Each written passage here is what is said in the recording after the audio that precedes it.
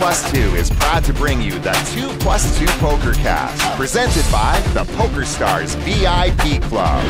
Tonight on the Pokercast, Matt Salsberg and the 2014 World Series of Poker Final Table Wrap-Up. Now here they are, two guys who are not fucking finishing in ninth again. Adam and Mike.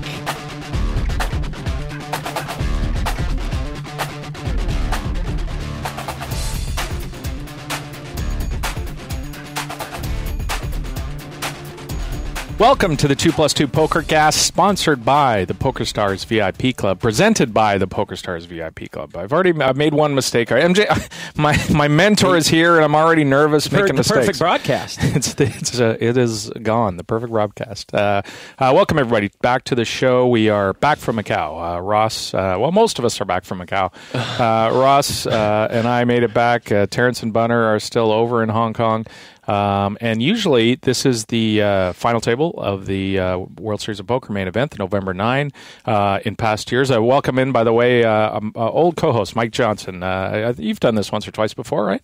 I have. I have been in this studio before, so you know how this 300 plus programs. Yeah. You're good. This is the first time not as the main host. I'll probably slip into old habits and start throwing questions at you rather than being on the expert side of things. And I think the audience would greatly appreciate that.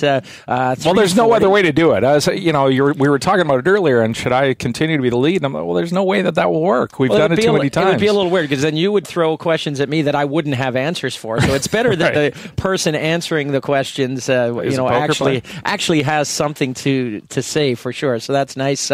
Before we get into it, congratulations on the high caliber of program that thank you. We've had to enjoy and listen. Haven't heard every show. It's when you stop doing the program, one of the things that I tried to commit to was to sort of step away from the poker world as much as possible. Obviously, that's why you did I still enjoy it and I'm fascinated by it. But if I listen to the show every week, then I would feel obligated to give input and all that kind of stuff, and I didn't want to do that. I certainly didn't want to be over your shoulder giving you my thoughts on the program each week. And if I started listening to all the shows and following everything, I'd feel that itch to get back into it. So I purposely tried to stay away as much as possible. But what I have done is read the show threads and the multitude of positive comments from the audience, both longtime listeners and a lot of new listeners who have come in, and I've seen that it's been nothing but praise for both yourself, for the direction that the program has gone, and also the co-hosts that you've chosen to bring in. There's been 3 or 4 of them, if not more, and they've all been outstanding and have done a terrific job. So, I'd say I'm proud of you, but that would be insulting because that would I wouldn't infer, take it that way. That would infer that there was any kind of doubt that you could have taken and improved upon it. Let's be honest, there was some doubt. I don't think so. I think that basically what you've proved is that I was holding you back all these years. I think that's exactly what we've established. So, anyways, I think back to your final show, and I think back to the clip that Lance said, and at the end he said, "Don't fuck it up." Well, you haven't, and in fact, and I like the fact that you've done a whole bunch of different stuff. Now, I didn't get a rap though. You didn't? No. I was going to write you a rap, and I thought, you know what, let's go old school. But you would have rapped back. That's the thing. Actually, I just thought of that now. None of the other guys would rap back to me. So that's if I had carried it on, you would have been great, and then it would have been more of a rap battle than anything. It would have been a bad. It would have just battle. Been 8 Mile 2. The 45-year-old guys, 2 fat white guys doing 8 Mile 2. Yeah, that's for sure. So just eating mom's spaghetti.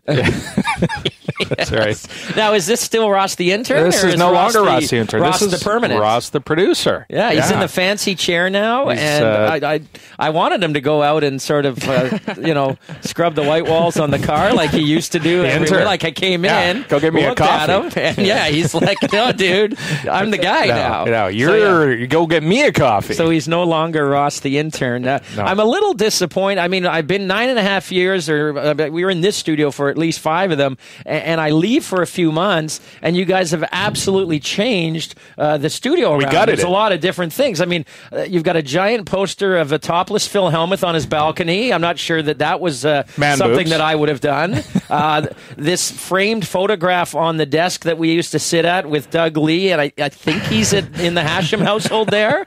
Why is that on our desk? It's all not the my 2 desk. plus 2 memes. Yeah, memes were, Speaking of memes, I mean, this beautiful console with tens of thousands of dollars of electronic equipment. Stolen. And then there's this proverb up above it that says, say yes when nobody asked. I mean, why that? I don't understand. it's our ode to Annie. Yeah. I mean, maybe for a tattoo or something, but for the studio, I don't know. Tramp stamp? Yeah. I leave for a few months, and this is what I come back to. Yeah. So, but it's great. And you took the show on the road. We did. Twice now, Macau road trips, and I didn't go to either one of them. Yeah, and you wanted to go. Actually, I was thinking about it while we were there, and I thought, you know what? I'm not sure MJ would have loved it here. No? No, it's not. It wouldn't have been your favorite place to go. I think you like to go to places where, Madrid and different cultural places where we went. Macau is all about gambling. Okay. It's gambling, 100%. casinos, and drinking, and that's and Not even drinking that there's much. not really even a lot of that. Expensive shopping. Yeah. So I don't think it's something. No, that, I like to is up immerse your alley. myself into a city and Yeah. and have the culture and the people who live there, like we did in South America and Ireland and Australia and Right. and all of those Madrid and all those great places. The Speaking of Madrid, Ah. I met Martin Jacobson at the EPT Awards. Oh, you did? Me and Bunner went to the EPT Awards. You bailed because you're old and boring. And Went to sleep. And we went out to the EPT Awards at some nightclub in Madrid, and it was a young Martin Jacobson that won the EPT 7 online qualifier there. He qualified online for 6 different EPTs that season, and they gave him an award for it. I was making small talk with him. We were hanging out, and Did he have a clue who you were? Probably not. But Who's this guy but a talking to? super nice guy at the time, and I vividly remember meeting him in the conversation. And I guess it would be 4 years later. He seems He's at to the have, final table at the World Series of Poker main Should we event. Should we spoiler alert? Should we save I how he believe did? we should, because it's Okay. not a spoiler, because everybody's seen Everybody's it and heard seen it. And now he is our 2014 world champion. And if you could ever say deservedly so, this is the year to say it in every possible way. No question. I think if you looked at all the reaction to on Twitter and different people talking on message boards and such, that people were talking about this was the final table that showcased the best players in the history of the event. It was a very well played final table by almost everybody at that, and the level of play. Only one amateur, and he played fantastic. He played pretty good, too. yeah. Some would question how Newhouse played maybe on his final hand, but that's a matter for debate. It certainly wasn't the worst. There's differing takes on that for sure that we'll get into. But I think just overall, everybody thought the standard of play was fantastic, and I totally agree. Particularly on the second day, Justin Bonomo had a tweet regarding the caliber of that final table when it got down to the final 3, which basically says if anybody can think of a stronger caliber of player for the final 3 now and possibly do you believe that there will ever be a stronger final 3 than what we saw this year? Let me know. And I don't know that I couldn't think of probably a lot of crickets, that's for sure. Yeah, I don't think there was much even close that I can think of. And one of the things I thought about when I was watching it was, and the other problem was up in here in Canada, we didn't get to watch day 8 from the final table. It wasn't on. We could watch it live streaming, and the stream wasn't very good on the tsn.ca website. But it wasn't shown on television like it usually is, and that wasn't a good sign for. It was a colossal screw up. It wasn't I don't think it's a bad. I don't think it's a slight on the game of poker or loss of popularity or a slight on the World Series of Poker. I think it's a slight on the Canadian network TSN that had the rights to it. So TSN carries the ESPN programming from right. Every week they showed the Tuesday highlight shows for the main event leading up to it. They had on their regular TV programming the Tuesday night crowning of the champion, playing down from 3 to 1.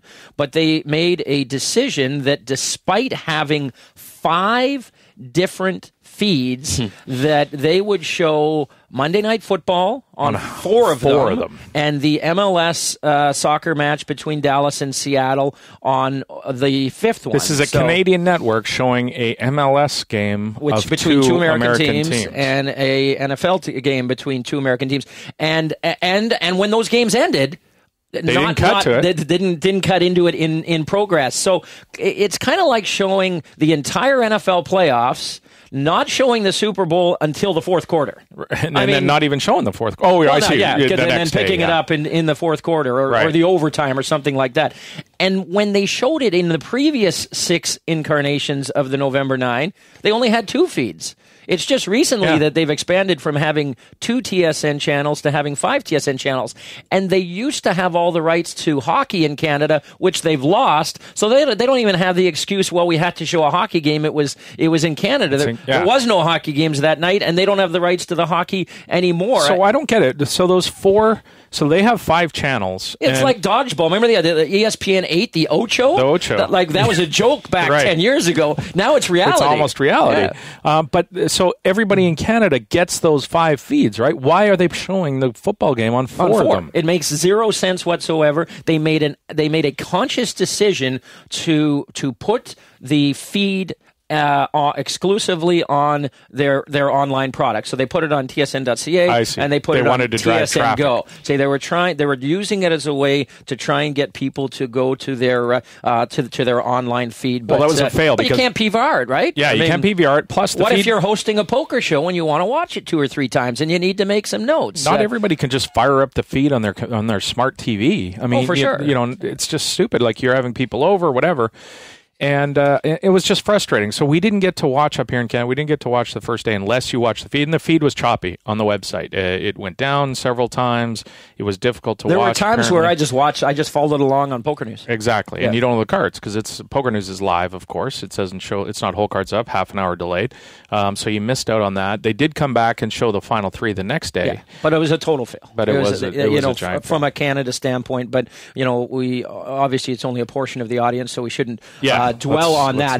But it was certainly frustrating to say the least, particularly when we like to watch it in detail to be able to put the program together. So and I just love it. I mean, I love the draw. Sure. I love the theater. I love everything about the final table of the main event. So let's talk about the theater, the whole table. So the Penn and Teller Theater was this is year 7. Year 7. Now you think back to some of the great rails in the history of the November 9. I think to Dennis Phillips, the 100 guys with the white T-shirts and the air. Remember the air horn that they would fire up for sure. Just some of the international rails that have happened as well. Fantastic, but I think this might have been one of the funnest environments of the November 9 history. Although Nolan Dalla put out an interesting tweet that he felt that the vibe was not very rowdy. He said, I don't know whether it's because... Well, the Brazilian went out early. The Brazilians, he had 150 people come, and apparently the cost of travel and accommodations to get 150 Brazilians to the main event final table was $600,000. Yeah, $600,000. $4,000 each. Yeah, it makes sense. And I don't think that he paid that. I wouldn't think so. But that's a lot of money to bring 150 Brazilians, and then they came with the vuvuzelas, and they were super loud, and that's the one thing that's great about having first ever Brazilian at a World Series of Poker final table ever. And some of the most epic World Series of Poker final table rails have been, remember Andre Akari winning a bracelet and some of the others. Some of the most epic poker rails ever have involved Brazilian players.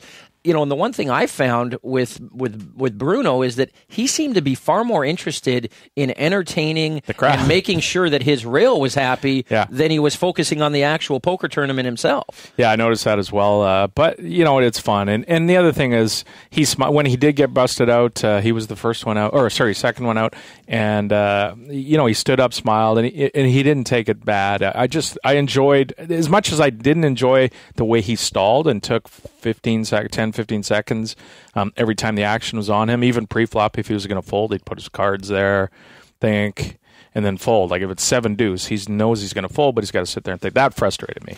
It wasn't very fast. I mean, I think we got 20 hands an hour in or something. It was pretty painfully slow, but I thought his demeanor was great when he did eventually bust out, and he was just enjoying the situation. That was great, and they kept on singing, which is fantastic.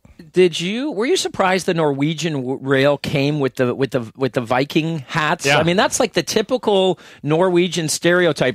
How do we dress up these Norwegian? Jerseys, yeah, I guess for Duhamel and right. all of that. But the most stereotypical thing you could think of as Norwegian, other than maybe cross country skiing, is the whole Viking thing. Yeah. And so they come with they come with all these Viking hats on, and I'm like, they missed a joke though. Oh, for sure. I mean, how do you not number one hire Kevin Dillon from Entourage in the full plate armor and that, and how are you not shouting victory? Northern Europe. Oh yeah, yes. We'll hear that a lot through the broadcast. But yeah, I mean, what better opportunity than every single time Felix Stevenson wins a pot to do it was Viking Quest, Torvald, and either have Kevin Dillon in the crowd yelling victory every time he wins a pot, or just do it yourselves. How great would that be? They definitely missed a spot there for sure. So. And then the Swedish rail, they were very calm, very reserved, and I think that's what Nolan was referencing.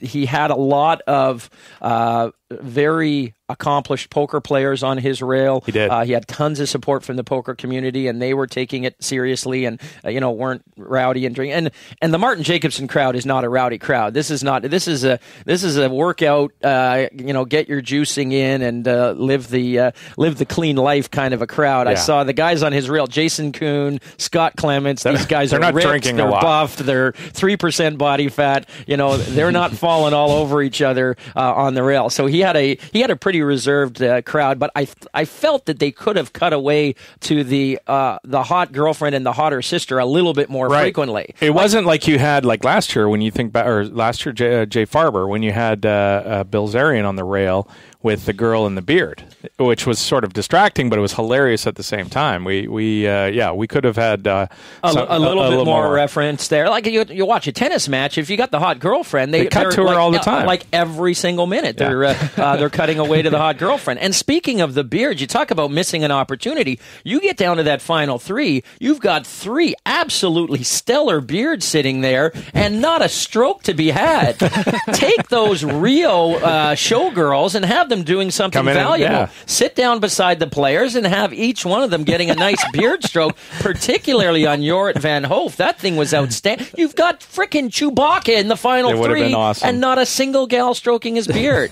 Complete fail. You should be working for the World Series of Poker. I need That's to market a fantastic this thing. idea. I absolutely need to market this thing. Before we get to, because we got a round table that we always do. So that's what we always do. We bring in, it's been Terrence a lot of the times that we've had in town. He's not in town, so we're going to bring in Matt Salsberg. Who, speaking of Entourage? Yeah, he could have hooked up Kevin Dillon for... Of course, he could have made it happen. Yeah. And I think he has a beard as well, so this all ties together. Well, when you talk Entourage and you talk beards, who can we have on the program? Salsberg. But Matt Salsberg. Yeah. So he's going to come in and break down some of the hands and some of his thoughts from the final table. So that'll be fun in place of the wandering Terrence Chan, who's over in Hong Kong for a little while. We also got to figure out a co-host here for the next few weeks. Oh, you don't have any... We don't have anything yet. I think we're going to take... your boy. Roscoe. I think we're going to take next week off. Oh, my goodness. We've been going for a few weeks, and we'll figure it out through that week who we're going to have into the studio for the upcoming shows. Matt Salsberg's coming up in a little bit. Let's get some other things out of the way first. What did you think of the Cards Up? So this year we had Cards Up right from the start. 30 minute delay, a little bit longer delay. Yeah. And so you take the speculation aspect out of the commentary and out of the viewer's hands, where you get to guess what the holdings are, which certainly has some appeal, especially for the more accomplished players. But I really do believe believe that this broadcast is targeted toward the casual viewer, and I think the casual viewer enjoys it more in knowing what the hands are and still being able to speculate what the player's going to do with the knowledge of what the hole cards are. So, you still get to guess if somebody's got a big hand. Are they just going to call and trap? Are they going to raise? Are they going to check raise? You still get to kind of guess what the players are going to do, but without having any idea what their holdings are. I think a lot of casual poker players were left in the dark, despite the fact that some of the top poker players loved that aspect of it. So for the bigger picture and for the larger portion of the audience, my call is it's the way to go. I agree. I enjoyed the cards down and cards at the end of the hand more. But I don't think the overall focus of the main event of the World Series should be on players like myself. I think it's, like you said, the casual player. But I think it makes more interesting television for me if Antonio's got to, and we'll talk about Antonio in a minute. Maybe we'll save that for Matt Salsberg because I'm sure he'll have an opinion on it. But when Antonio doesn't have the hand information, he's got to talk about ranges and talk about different things that he would do with different holdings instead of focusing on the holding that the player actually has. And you're really all over the map then, because then you're having to put so many different options out there of things that could happen. It's hard to process for a guy who doesn't play poker. For sure. So when I think it's easier for people to understand. And let's be clear. I once again, I think that Lon and Norm did a masterful job. I agree. They are, when it comes to poker in America, I think they're a national treasure. And I think that, again, for the audience that they are targeting, that they are absolutely perfect and they could not have done a better job. And I think Antonio is the perfect foil. The reason that Norm's in there is to add humor and add a light element, and the jabbing and sparring that he did with Antonio throughout the broadcast. You cannot do that with Phil Hellmuth. You can't. If you bring in a serious guy like Olivier Bousquet, who's going to give you maybe a little better strategy than Antonio, then that takes you lose that. You lose. There's no point in having Norm there because he doesn't have anybody to play off with from a comedy standpoint. Yeah. Lon's doing play-by-play, so he can't be the jokester all the time. And if you have Phil in there, he either doesn't get the joke or he talks about himself and all that. Or he doesn't like the joke. And Antonio gets it. He's willing to be the brunt of the joke. He's willing to put up with the ribbing, and he understands that I am the setup man for Norm to be able to do his job. And if you say, well, what, they had Olivier in the booth in the past, and he did a really good job in strategy, and they've had Phil in the past, why didn't they have one of those two guys in again? I guarantee you that Norm and Chad specifically requested Antonio because that makes his job so much easier, and it gives him some material to work with. Yeah, and I like, of all those guys you talk about, I like Antonio's commentary. Not that I don't like Olivier, or Hellmuth is interesting just because he's a dumpster fire whenever he's talking for a long period of time. But Olivier is very good at the, but it becomes dry. Yeah. It's cool for me, and I find it enjoyable, but I know that 95% but not for of the people bigger picture. And Hellmuth, again, he just makes it about himself all the time. Right. Antonio, there was an interesting moment in the broadcast on the Monday where the question was asked to Martin Jacobson, do you care more about the money or the title? And Martin said, I care more about the title. And then Lon poses the question to Antonio. And you remember Antonio won $18 million in the one drop a few years ago. And he poses the question to Antonio generically saying, how do you put the thoughts of the money to the side and just focus on winning the tournament, which was a perfect opportunity for Antonio to say, well, I won $18 million in the big one for one drop. When I did this. When I was playing for $18 million, I won it. He didn't mention himself. He didn't mention winning that tournament. It was exactly what Lon was talking about, and he just answered the question as a general question and didn't use it as an opportunity to put the spotlight on himself and the fact that he won the largest poker tournament of all time at the time, and he's got that knowledge again that this broadcast is not about me, and whatever you think of Phil Hellmuth, he'll never get that. I totally agree. He will never ever get that. We're going to bring Matt in, but I wanted to get your reaction to the fact that the 2015 World Series of Poker Europe is moving to Berlin, Germany in next year from France, right? Which side of the wall is it going to be on? It's going to pick a side, both sides. Maybe not there anymore? No, the wall's no longer there. Oh, shit. You've never been to Berlin. I was going to go. I was going for the wall. You just want to see the wall? Oh, man. Mr. Gorbachev, bring down that wall. They take all the good stuff away now. That'd be fun, though. A little road trip to Berlin? I would be all over that. You want to do that? Road trip? I have been from here to Berlin. As Butter would say, I'm in. Yeah. He would have already expressed interest. I've been to Germany in other areas. I've been to Frankfurt, I've been to Munich, I've been to Stuttgart, I've been to Heidelberg, but I've never been up north. I've never been to Berlin. I've never been to Hamburg. Might be fun. And it would be outstanding. Yeah, let's see if we're still doing the show at that point. We'll if that's I'm not touching that one with a 10-foot pole. We'll see. But would I be into going to Berlin for the World Series of Poker Europe? Absolutely, because the World Series of Poker they're alternating now between Australia and Europe. Well, that and the World remains to be Series of seen. Poker Australia was. It was. I wasn't doing the show, but from what I watched, it was kind of a bust. It was a bust. I don't think you could call it anything but. Having said that, it's in Australia. It's a long way away. There's conflicting dates, etc. There's 8 tournaments. You think that might be it? I think that might be. That might be the I don't know how you can go back. Like, how do you go back after that sort of pretty big failure? They've got the Aussie Millions there. That's their flagship tournament. It's a fantastic event. Seems like shoehorning another one in there really isn't successful. When we were in Macau, we were talking about the fact that maybe it might be better to bring that thing to Macau. That's a good point. You're not going to have you'll have the big high rollers, you'll have the big whales that are going to play in a lot of events.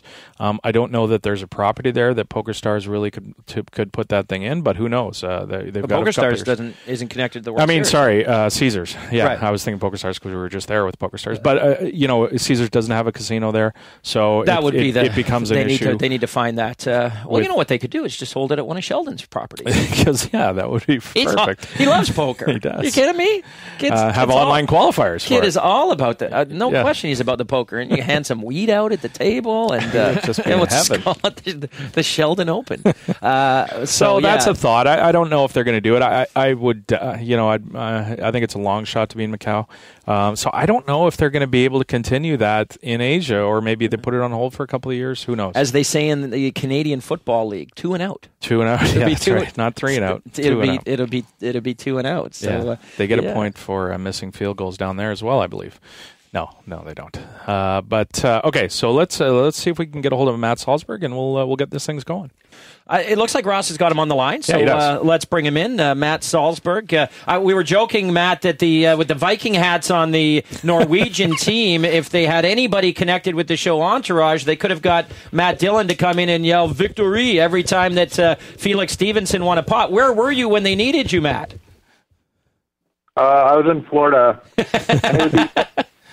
But I'm sure Kevin Dillon. Sorry, Kevin. Yeah, Matt. It was Kevin Did Dillon. You say Matt Dillon? Yeah. Well, I meant to just say Torvald, of course, but I know you have Torvald on speed dial, and he could have helped with that Norwegian rail. So they needed somebody from Entourage. Fantastic. Would have been very cool. So thanks for doing this. We always like to get a player's feel for what they felt went down at what is the most watched poker broadcast of the year, and of course it covers 2 days, a lengthy 12 hours on Monday night, heading into Tuesday morning, and then the final 3.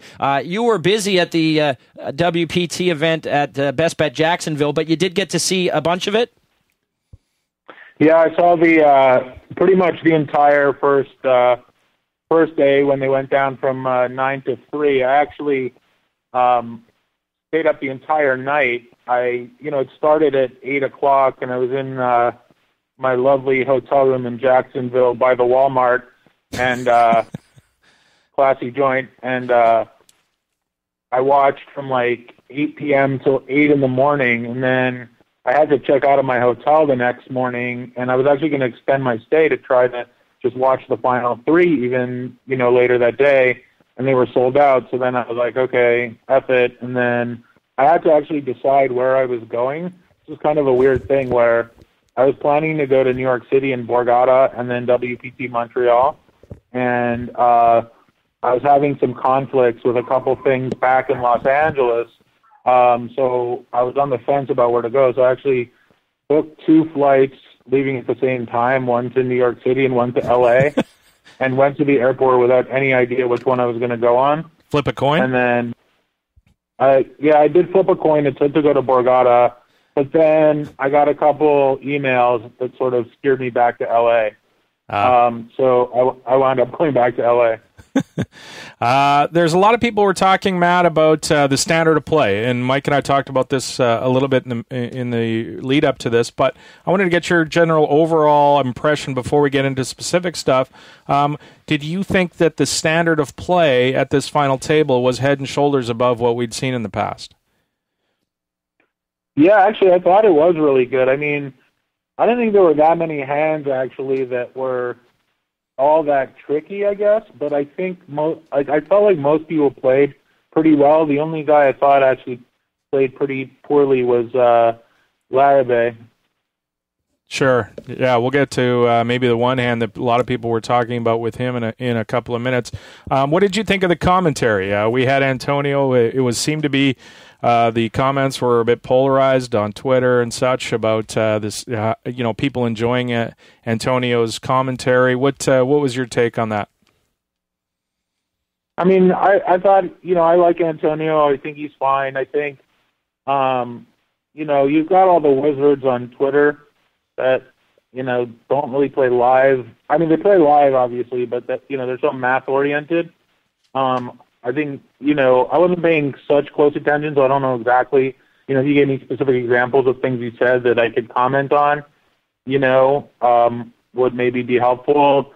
Helmut sometimes says some interesting things, but yeah, I mean, I'm fine with. I think poker's an interesting game where you have certain analysis of different people's perspectives, and some are specifically, I guess, math correct, or there's a certain thought process that makes more sense. But then it also, I think Antonio is a really good player, and he his experience is invaluable, and so I think I don't discount anything any poker player says usually, because they have their own reason behind it, and if they're a good player, then they're going to make some sense in spots. The thing I didn't grasp, I mean, we hear this term, don't tap the fish tank, years and years and years, and then we see all of these top players on Twitter criticizing Antonio for not providing perfect strategic analysis. I thought Dan O'Brien, who tweeted, before we all bash Antonio, remember his commentary isn't meant for the best players in the world. Be glad that he's not always exactly on point, meaning if he's breaking down the hands in a perfect way that's making all these casual players understand these concepts, the fact that he's making a few mistakes and maybe making strategic comments that aren't up to the caliber of what the top 1% of poker players in the world think they should be, is probably a good thing, not a bad thing. Well, and the other thing is, Antonio doesn't have the luxury of sitting around for 5 minutes and thinking about all the implications of all the plays. He's got to come up with analysis on the spot while it's going on, and that's not easy. I mean, there's some of the plays that have a lot of ramifications with stack size and past history and stuff that you might think about 4, 5, 6 minutes from now, but he doesn't have that much time. Go ahead, Matt. No, I mean, I've done commentary a bunch in live streams and stuff, and there's you're watching it, you're making your comments, but people are very harsh in the poker world. Sometimes you say something because you're like you said, you're kind of you're not sure always who your core audience is. Yeah. So there's you say something that's a little more for the layperson and not the wizards, and then and then also you kind of want to balance your range sometimes as a commentator. Right. I guess in terms of how much actual good information you give out too, because, poker is getting harder too. So there's certain times where it's not like you're throwing out bad information necessarily, or that you're going to you want to level somebody, but at the same time, it's not a coaching site. For sure. The poker players that were tweeting negative comments were purely thinking about themselves. They weren't thinking about the broadcast. They weren't thinking about the audience or the big picture when talking about Antonio's strategy discussion. I want to talk about the fact that this year there really didn't seem to be a villain, with the exception of maybe Politano, who was the human rain delay on some of his decisions, and Lex Veldhuis had the joke, Bruno's been 3-bet. I'll be right back and go get some groceries. Last year we had Jay Farber, who wasn't the most likable guy. Jesse Sylvia got bashed on for his slow play. Rob Salaburu was certainly a polarizing character. That Andros Koroknai guy who knocked out the girls and had a few controversial run-ins had very few fans. But this year, everybody still liked Bruno because he was the happy-go-lucky enthusiastic Brazilian guy. Don't you think it was missing a bad guy this year? What do you think, Matt? Was there a bad guy this year? Was it? And if so, was it Newhouse maybe? Newhouse is an interesting character. He, obviously having made it 2 years in a row, you're kind of rooting for him, but you're also kind of rooting he gets busted a ninth again, especially based on that tweet that he put out. It was just for the comedy of it all. And I don't know, Politano, he's Brazilian and he tanks forever, like you said, and he's looks like a soccer player dressed up with the yellow and all the patches. So there's definitely, you're going to kind of be rooting against him in some ways, especially with the tanking, because it's a little irritating, to be honest. I actually made a tweet also that he hired Jordan Christos as his tanking coach. And, you need a tanking coach. And Jordan's my friend, but he tanks forever, and it's super annoying, and it tilts players, and people come up to me and say, dude, why does Jordan do that? Can you make him stop and stuff? And it's he gets value out of it, though. So, it's as much as you don't like it, it works for him. So the other thing about Bruno that tilted me was him putting his Twitter address in big, huge letters on his chest. I was oh my God, really? Yeah, that's pretty tilting. That made me not like him too much. The tweet that Matt was talking about, of course, with relation to Newhouse was before the World Series of Poker main event started. July the 6th. July 6th, Newhouse tweeted, main event starts today, ain't fucking finishing ninth again. Just bought into the main event, day 1C, not fucking finishing ninth again.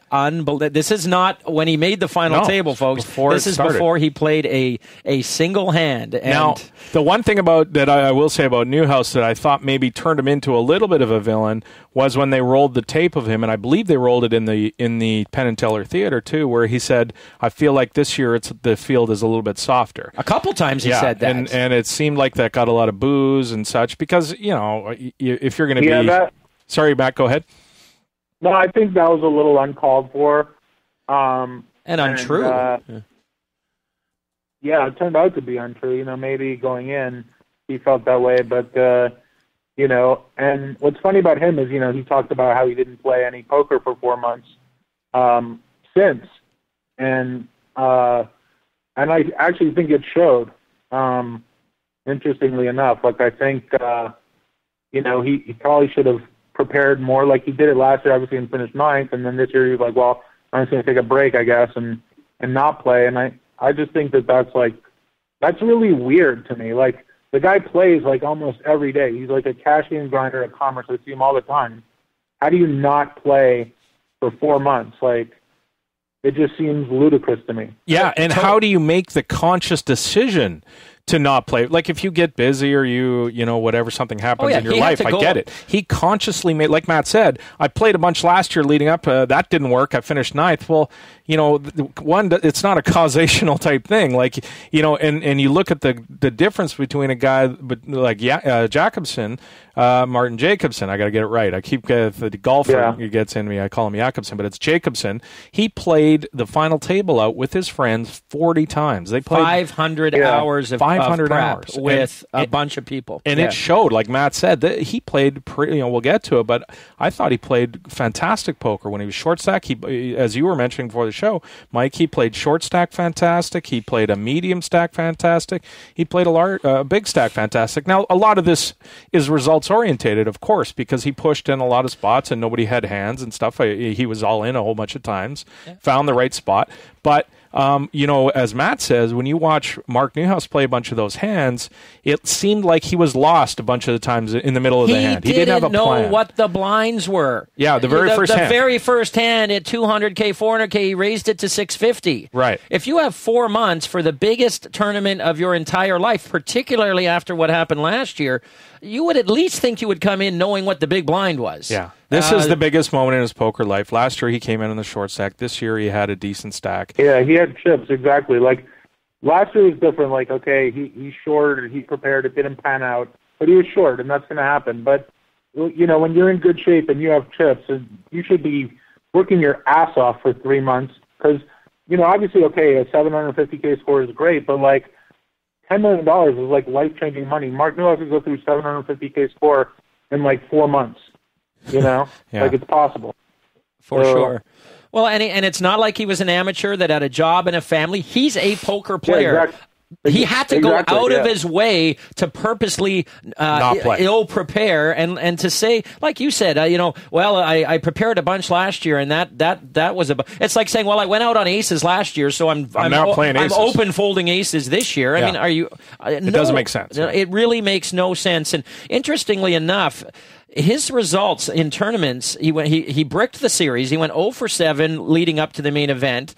He had 0 cashes from the main event last year to the main event this year. And I know he's a cash game player, but 0 cashes. He played in a whole bunch of poker tournaments. Despite, I think this really puts a black mark on what some people were calling the greatest tournament poker achievement of the moneymaker, post-moneymaker era. They were comparing it to the greatest accomplishments in the history of the World Series of Poker Johnny main Chan's event. First, second. Stu Unger winning 3 titles. The back-to-back Dan Harrington from 03 and 04. And it was up there, if not a step above, each of the greatest main event accomplishments of all time. And now, I think because he crashed and burned, and we can talk about the hand in just a minute here, because he crashed and burned, I think a lot of that is going to take the luster off of what was truly an absolutely remarkable accomplishment of outlasting over 13,000 people over 2 years at the World Series of Poker main event, which has never been done before and will probably never be done again. And I think it's going to be lost in the fact that he messed up the final table, and it's going to get lost, and that's unfortunate because it is such a great accomplishment, and I hope it really doesn't. I hope people don't. It isn't brought into play like how he went out or whatever at the final table, because actually making those 2 final tables is ridiculous. It's absolutely ridiculous. Before we get to his... Go ahead, Matt. No, it was ridiculous, but obviously, and Mark Newhouse, is a very, very experienced poker player, but he also ran extremely good. During the main event. Like, obviously, like, it's a given. You have to say, okay, you have to run good. But, like, he ran super good. Like, the last, broadcast before the final table, I think I saw him flop 3 sets, all the small pairs. And, those, like, you have to run super good. So it's like, and then there was a lot of coverage of him throughout the, the ESPN broadcast where he's just, raising hands like 9-4 off and flopping 2 pair. Yeah. And, and getting max value in these spots. And, it's like when you play a lot of pots and you're connecting, you're going to get chips. Like, Mark Newhouse is a guy who's going to brick a lot of tournaments, but, like, when he runs hot, he's going to get trips because he plays a lot of pots. Yeah, and that's the other thing, Matt. I agree with you. He plays such a high variance style that it makes making that final table even more incredible.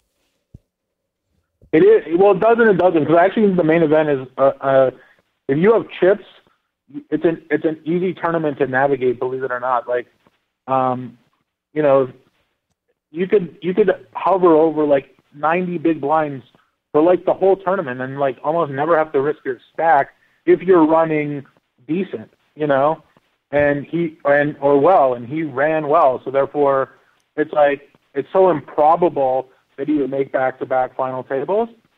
But given the fact that if he's gonna run good, it's not that improbable. I think given his experience, like, if you understand what I'm saying, sure. Like, yeah. Yeah. Do you want to talk about some I hands? think any pro that is really good at deep stack poker, like if they just run good, they're going to go deep in the main event. It's like I went deep in 2011 because I ran good. You know, like I've lost some sets here and there, and you know I never had my stack at risk until the hand I busted with 70 people left in the main event. You know, I never had to risk my stack the whole tournament, and.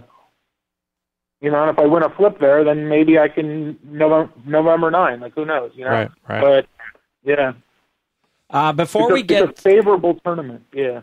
Before we get to the first bust out hand, which was Mark Newhouse, the first big hand that I think that you wanted to comment on, that I want to talk about is the hand that really established Jorrit van Hoof on the Monday, on the day 8, that this could be his tournament, and that on the first day, despite what ended up happening on Tuesday, he was dialed in and he was going to be the man to beat, and that was the hand where he turned 2-pair with the King 10 offsuit. Right. The Spaniard Larrabee made the straight on the river, and Van Hoof turns it into a bluff and makes him lay it down with a river shove. It was remarkable poker. It was, and like you said, I think it was a point where, you know, because Van Hoof came in as the chip leader, he's obviously a very aggressive player, very good player. He's going to be feared. He had that stare down stature that he had going.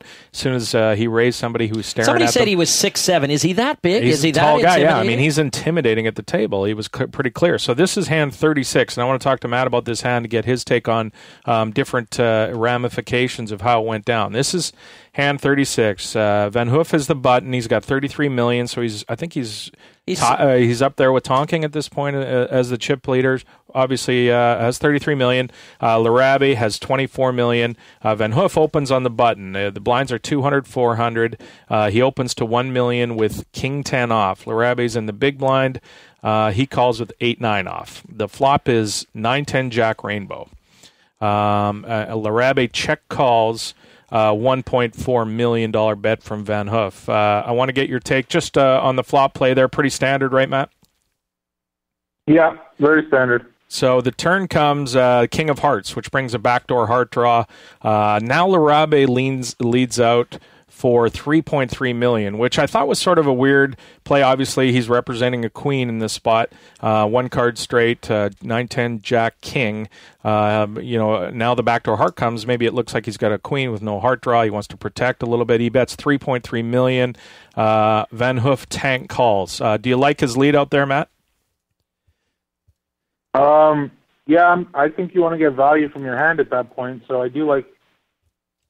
Well, he's got bottom pair. He's got a pair. Yeah. He's got bottom pair. Yeah, he's got bottom pair actually, and an open ender. Do I like his lead? Yeah, actually, I do like his lead because he's got equity. He can kind of maybe limit the size of the bet. It's sort of almost like a blocker bet in a way. Right.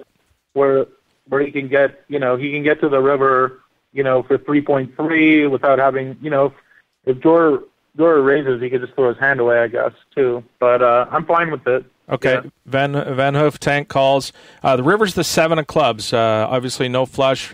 Brings a Larrabee at the bottom straight with his 8, 7, 9, 10 Jack King, 2 1-card straights. Now Larrabee checks. And I thought that was interesting because if he's representing a queen on the turn, leads out, and Van Hoof just calls, it's hard to believe maybe that Van Hoof's going to have ace-queen there because he's probably going to raise instead of trap in that spot. Van Hoof now, after Larrabee checks, Van Hoof shoves. and Lerabe folds. I wanted to get your take on the river play, Matt.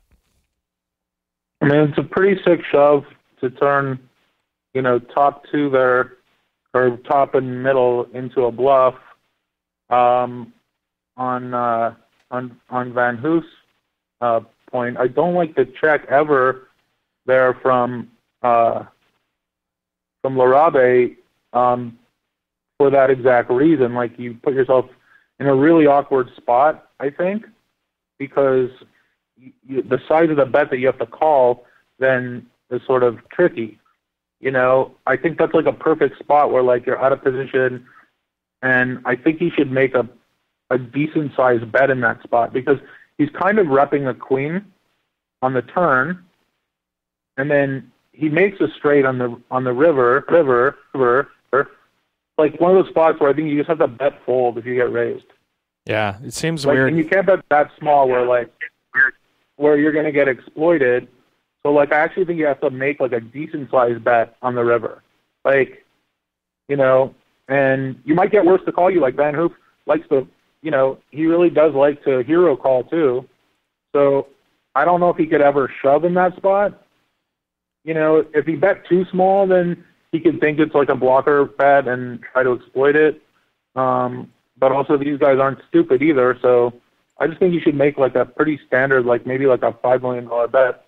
Maybe like 5.5 or something, and then if you get raised, I think you have to fold. But like, then Van Hoof is that sick where he's going to raise there with two pair to turn into a bluff. I don't think he would ever do that.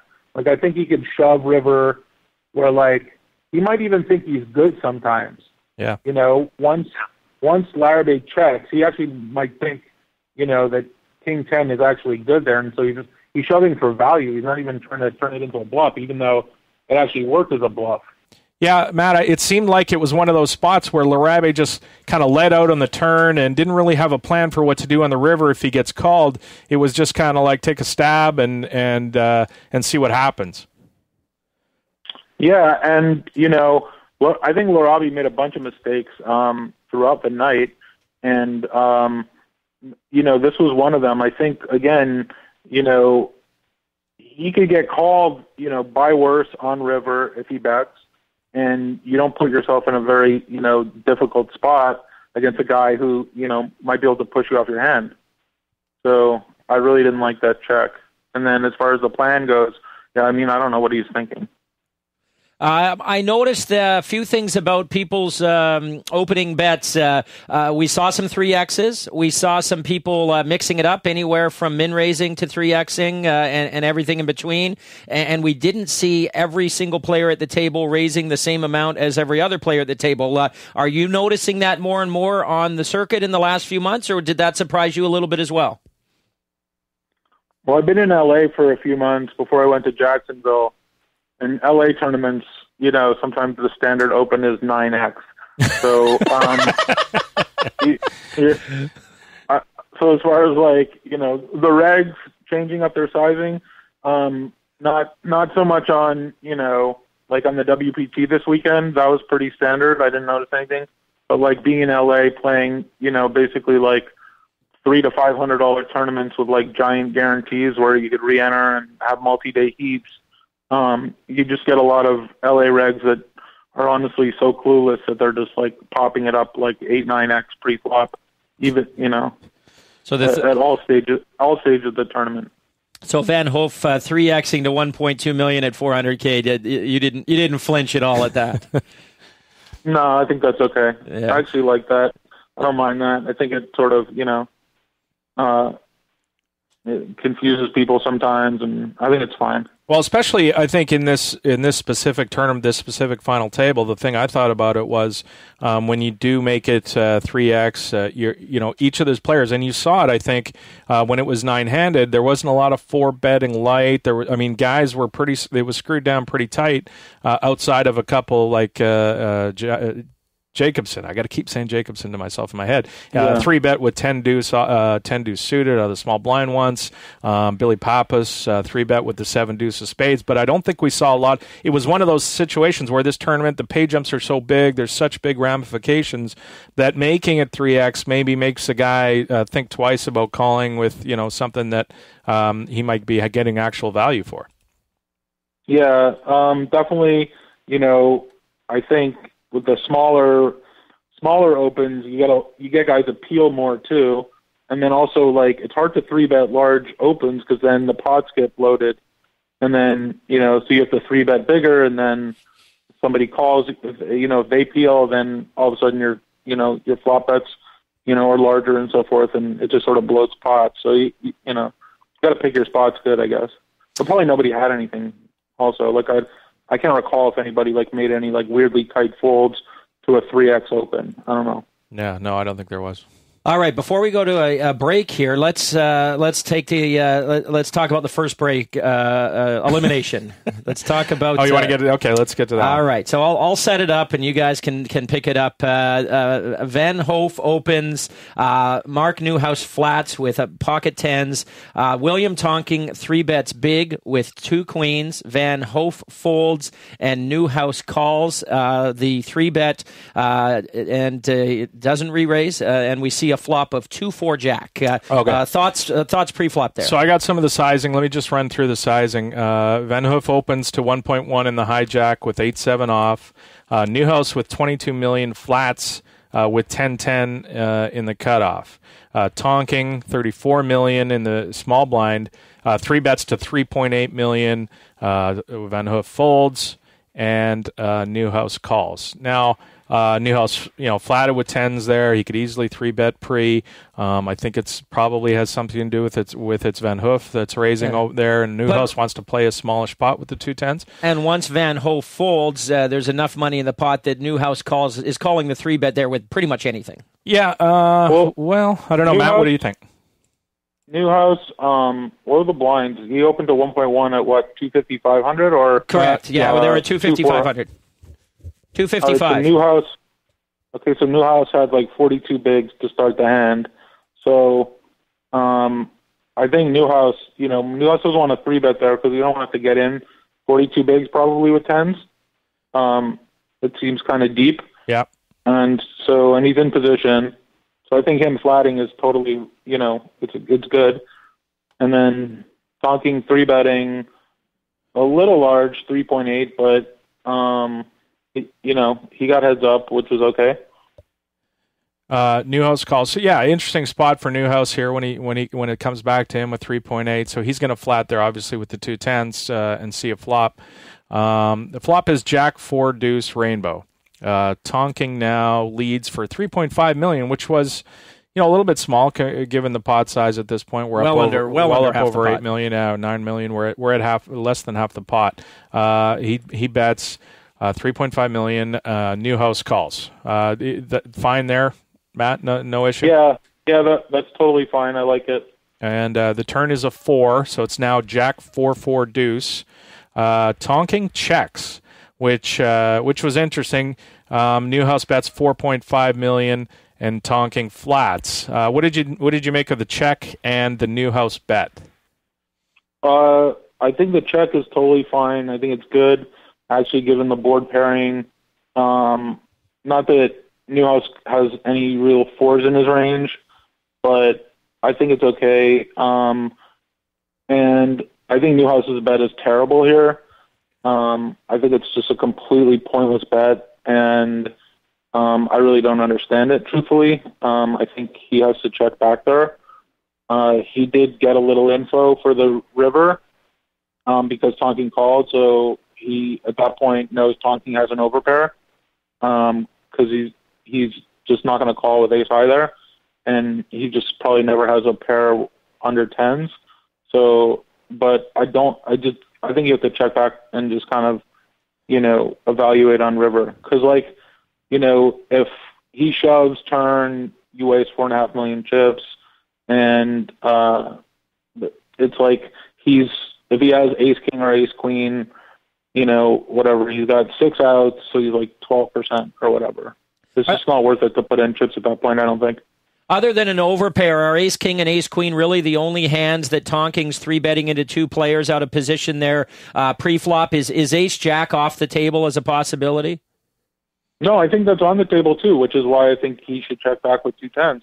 Is it like I just think that there's a bunch of hands in Tonking's range that have him smashed. I don't think he's beating very much, and the hands that he is beating, Tonking, I just don't think ever has like 8s or 7s there. So like if he is beating ace king, ace queen, it's like you kind of just have to, obviously it's like sucks, you check back and then ace rolls on the river and you're like, fuck. But also sometimes that like can help you too, where like an ace hits on the river and if Tonking has kings or queens, he'll slow down there too, So I think you should be checking back turn. Wait, hang on. One thing I want to ask is, what is Mark representing there? Because that's the thing. Like, he's representing a 4, and if he's got a jack, he's likely going to check back for pot control. He's got showdown value. He doesn't want to get all his money in with. But how many jacks does he even have in his range? Is he going to flat the open and then flat the 3-bet with ace jack? It just seemed like I have no clue what Mark is representing. I mean, that's a good point too. He, I'm not sure what he's representing with $4.5 million. He could be representing kind of exactly what he has, but I don't think it's a very good bet. And it's even worse if he has a jack, because if he has a jack, then he's got, other cards that are gonna, could potentially help him. If he's up against an overpair, obviously, okay, the board paired 4, so like, can't hit his kicker. Yeah, his kicker wouldn't really matter, but like oftentimes your kicker though is a blocker too. To like, so if he has whatever, queen jack suited, king jack suited, ace jack, whatever, and Tonking 3-bet with ace king, ace queen, or ace jack, he's gonna have less outs because he's got a blocker. So he should always be checking back jacks there. So I don't think jacks are really that credible of a hand for him to rep. And then when he bluffs a river, like it's kind of a ballsy bluff because he's like trying to rep a jack, but I wouldn't think he has a jack because he would just check back too many jacks on the turn. As a bad poker player, as you both know that I am, you're saying there's no purpose to him firing the $4.5 million on the turn. But the way I look at it as an amateur, I'm saying, okay, well, Tonking makes a continuation bet on the flop, which he calls. So if Newhouse is putting Tonking on ace king, ace queen, and then Tonking slows down on the turn with one of those two hands, isn't the play then to make a bet to make him either fold or at least make him pay to draw to his 2 overcards?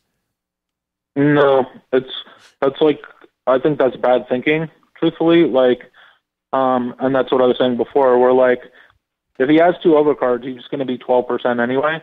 So you also, you run the risk of also being exploited too. Like, if he bets $4.5 million, Tonking could also shove ace king, ace queen 2, and then what? He just pull. Yeah. Then he just can't call ever. So you want to just you need to get this showdown as like cheaply as possible in that spot, even if you risk letting the guy peel an ace by the river.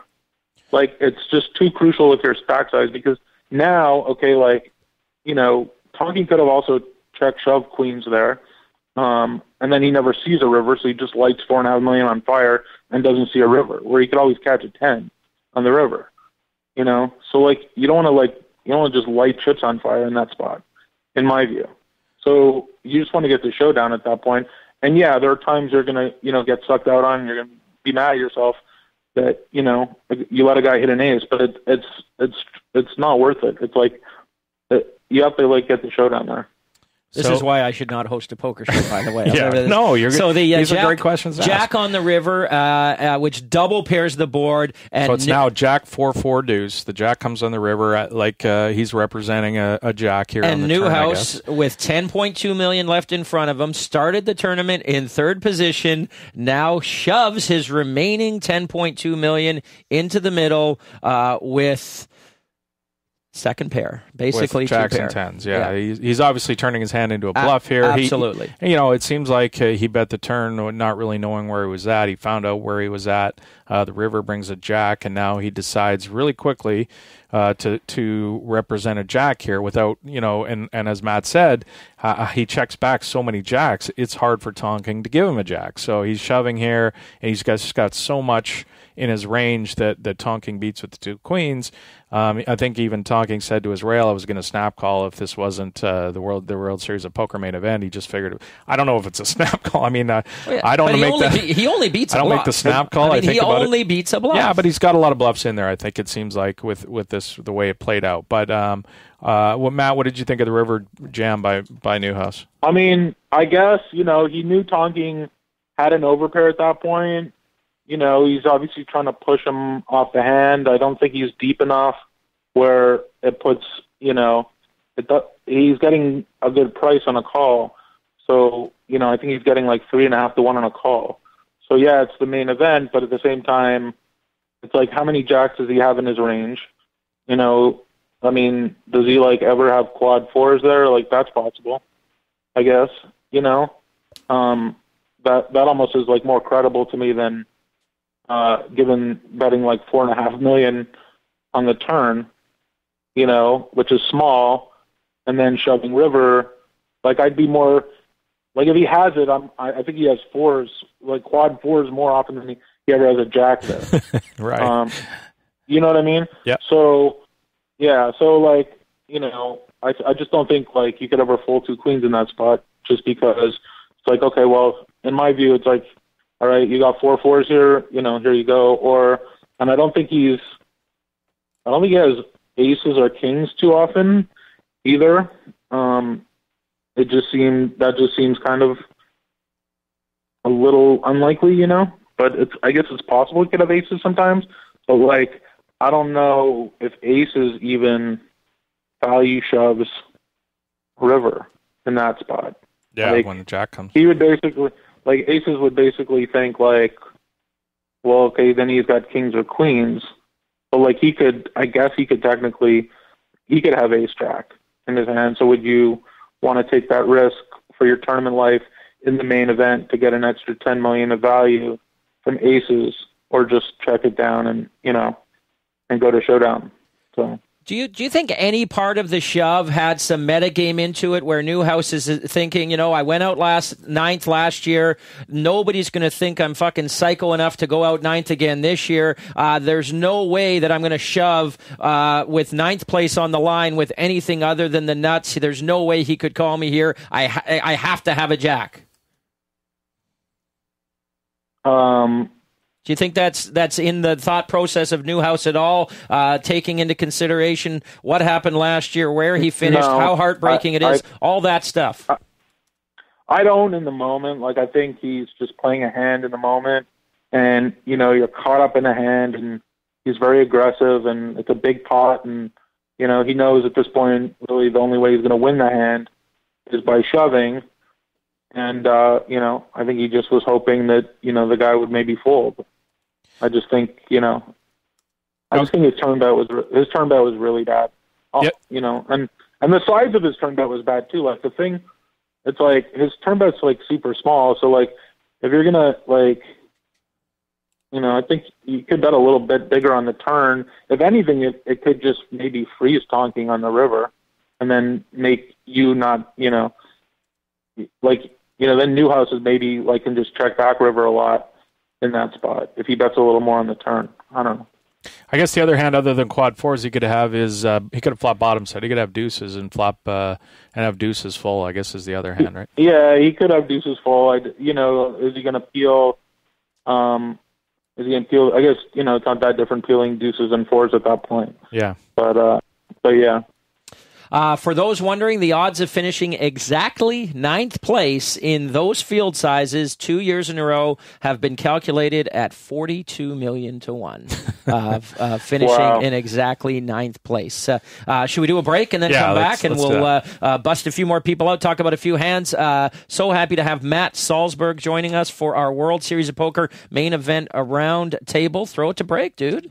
You are listening to the 2+2 Pokercast, presented by the Pokerstars VIP Club. More right after this.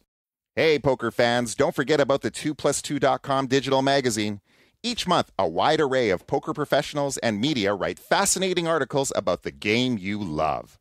Want to learn about big blind versus small blind hand ranges? How about optimal Jeopardy daily double strategy? Topics like those and many others are covered every month. Head on over to 2plus2.com to see what the magazine has to offer this month. Hey, it's Team Pokerstars Pro Eugene Kachalov. The Pokerstars Sunday Million is the largest weekly online tournament. Win your seat with hundreds of satellite throughout the week. Hope you're enjoying the 2plus2 Pokercast presented by the Pokerstars VIP Club. Hey folks, don't forget to stay connected with the Pokercast gang between shows. There's a dedicated forum on 2plus2.com where you can discuss the most recent show, request a guest, suggest topics, or just chat about bacon and titties. The Pokercast forum on 2plus2. Picks or get the F out. Hey, it's Mike from the 2plus2 store and professionalpoker.com. 2plus2 is pleased to announce the release of their most anticipated book in ages, Applications of No Limit Hold'em, a guide to understanding theoretical sound poker by Matthew Jonda. This book will give you the ability to create the bet sizings and ranges which will beat the better players. The theory in this book is not designed to be complex or abstract, but rather it's intended to be applied immediately, producing better overall results. Many confusing concepts, such as overbetting, balancing multiple bet sizing ranges, donk betting, and check raising as a preflop raiser, are crucial to a player's strategy, despite few players implementing them or talking about them. And after reading this book, you should be able to not only conceptually understand these ideas, but also know how to begin incorporating them into your game, and thereby successfully compete against tough opponents. And at the 2plus2 store, we accept all credit cards, plus PayPal and NetTeller. Hey folks, don't forget to follow the Pokercast crew on Twitter.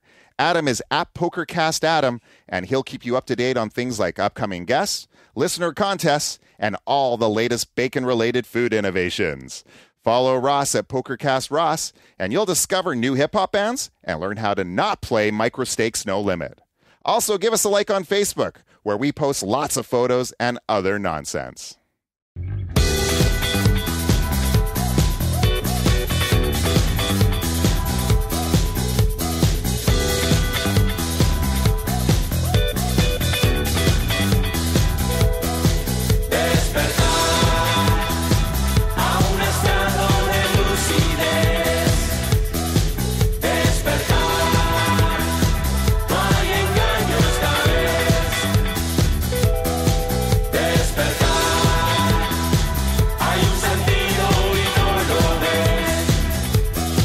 Welcome back to the 2plus2 Pokercast, presented by the Pokerstars VIP Club. We are doing our yearly roundtable for the November 9 World Series of Poker main event finale. Matt Salsberg is joining us. Mike Johnson in studio as well. So we've dusted off Mr. Mark Newhouse. We got rid of Newhouse, who said last year that the worst place to finish at the World Series of Poker main event is in ninth place. In fact, it's worse than bubbling the final. Well, clearly table. it's not. I mean, there's an extra. There's an extra 200,000. But emotionally, he says, right. You've already got your check. You're coming back. When you bust out ninth, you don't get a penny more. You've got all this build up, and everybody watches you finish ninth on TV. He said it was the worst feeling he had in poker, and then he came back and did the same thing again. I can't imagine it must have been it can't have been much fun for him. Exponentially worse this year when he finished at ninth. I think if you watched his bust out interview with Kara, he was like rock. It was this weird. Yeah. I felt he said, "I'm okay, I'm good," but I'm good, but he's rocking back and forth, and he's not clearly he's super uncomfortable and not happy, and and the other thing about it is the way the World Series does it is they pay everybody ninth place money before they leave in July after the event's finished, and then they come back, and then whoever finishes ninth gets zero. And I always thought that maybe they shouldn't do that. Maybe it seems like because it's even doubly heartbreak. Obviously, it's sort of semantic or whatever, but it just seems like it's extra heartbreaking when you walk away with nothing, and one of those guys you're near is going to be 10 million richer. For sure. It's worse though if they don't. It's worse though that if they don't pay you in July and you get killed in August, then it's worse. Yeah. Right? No kidding. You want to at least have the satisfaction before you get murdered to at least see the $750K in your hand. But if you have to wait those 4 months, you never know what could happen. That's right. Yeah, I guess you could fall off a cliff or something. Before we talk quickly about the next bust out, which is basically a flip, I'm looking at my notes, and it was hand 91 where we see yet another in a series of timely 3-bet shoves by Jacobson, and all of a sudden he's gone from the short stack and he's jumped all the way into fourth place without a showdown or ever showing a single card. And his short stack play absolutely impressed me. Obviously, it was a matter of a combination of great timing with his reshoves combined with reading that I don't think the guy who's open has got a hand here. But what did you think about Jacobson's short stack play? Even though he was playing with anywhere from 7 to 20 big blinds, I felt he was in control at all times. Well, again, he never ran into a hand, and it's easy. It's sort of results orientated to kind of say, well, he played a short stack great. He picked his spots well, whether it was reading or it was just, this is a place where I have to do this, and nobody woke up with a hand. But the other thing about it is a lot of the guys at the final table were very close in chips. Like 3rd through 6th or 7th, all were like 20 million. So if he had 12 and now he picks up 4 and 4, all of a sudden he's, right up there with everybody else in the middle. And I think that was pretty key for him because he wasn't completely dominated by several stacks at the final table. He was sort of close to a bunch of the guys. Matt, he ended up 3-bet shoving so much he actually got a couple walks. I think people were afraid to raise him in the big blind because they knew they were going to get shoved on. Yeah, I don't remember all the shoving hands that he had, but Martin, he just plays really good, and he's just picking, the right spots. He ran well to not run into, any coolers, which is always, whenever I shove for the first time, I run into kings plus usually, but it happens, where sometimes you just get shoved through because nobody has anything, and he was very fortunate in those spots, But he played optimal. He played really good. The hand 100 was where Politano, he button shoves 14 big blinds with Queen 10, and Stevenson had the 2 7s in the big blind, and he holds and eliminates the Brazilian in 8th place. And is 14 big blinds too big to shove there? Do you think is a min raise better? Queen 10 on the button. Yeah, Queen 10 on the button with 14 blinds. Queen 10 offsuit. Yeah. It's actually, I think, pretty close. I think it's fine shoving math-wise.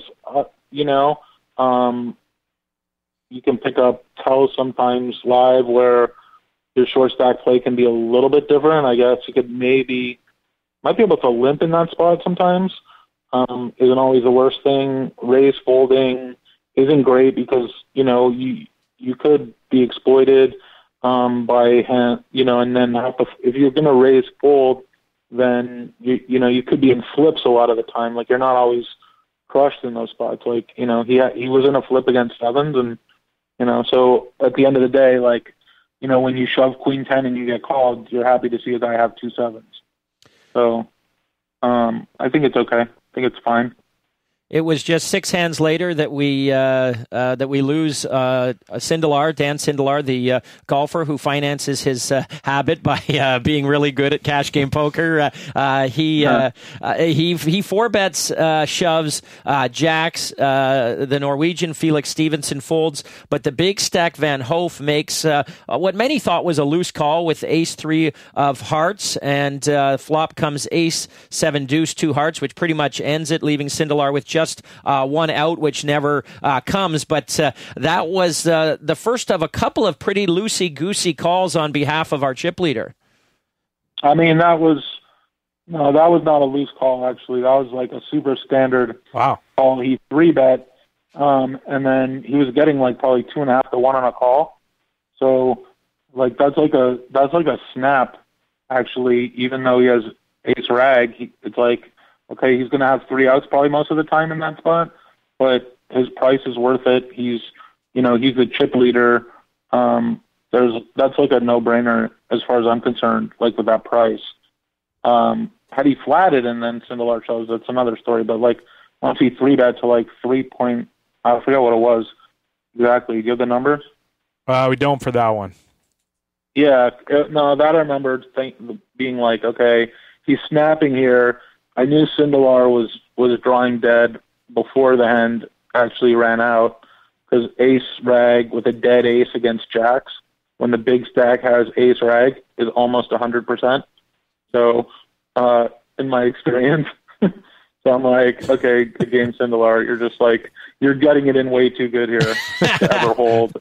And sure enough, he spikes an ace right in the window, I think with a flush draw too, and sends him to the rail. I will say about Sindelar, that was a play I really didn't like in the final table. Was Sindelar like 3-bet sixes in the spot, not that long before his bust out hand, and then got 4-bet shoved on, I think, or just maybe even 4-bet, and then folded. And I really didn't like his 3-bet with sixes.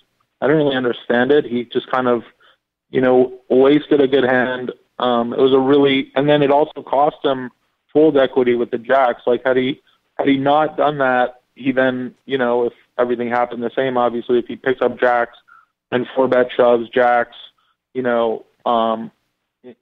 that same spot and had 3 million more chips or whatever, then Van Hoot's not going to call. So that was a very costly hand for Sindelar.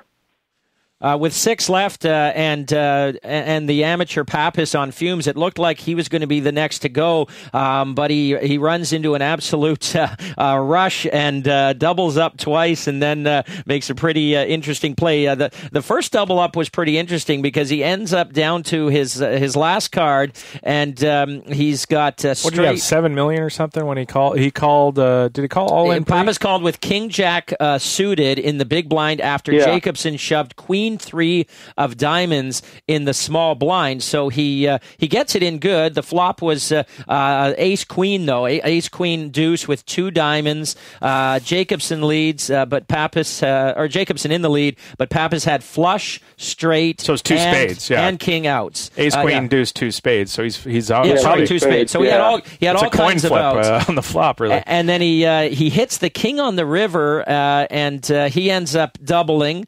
Felix Jacobson now down to 9 million from being in the chip lead earlier in the proceedings, and it was Jacobson, not Stevenson. It was Felix Jacobson who made the shove. But interesting little anecdote here.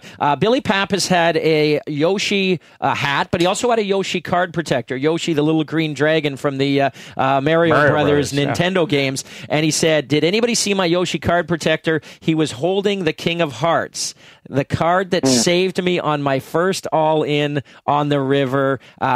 Pretty scary hashtag Yoshi. So, these are the kind of things amateurs that point out. And the card that his card protector was holding was the card that saved him on the river. It's not 52-1. The King's going to save him more often than the deuce of spades. So. For sure. So, but that was the card that came up. He ends up doubling. Is a Queen 3 for Jacobson there a borderline walk shove, or is it a snap shove?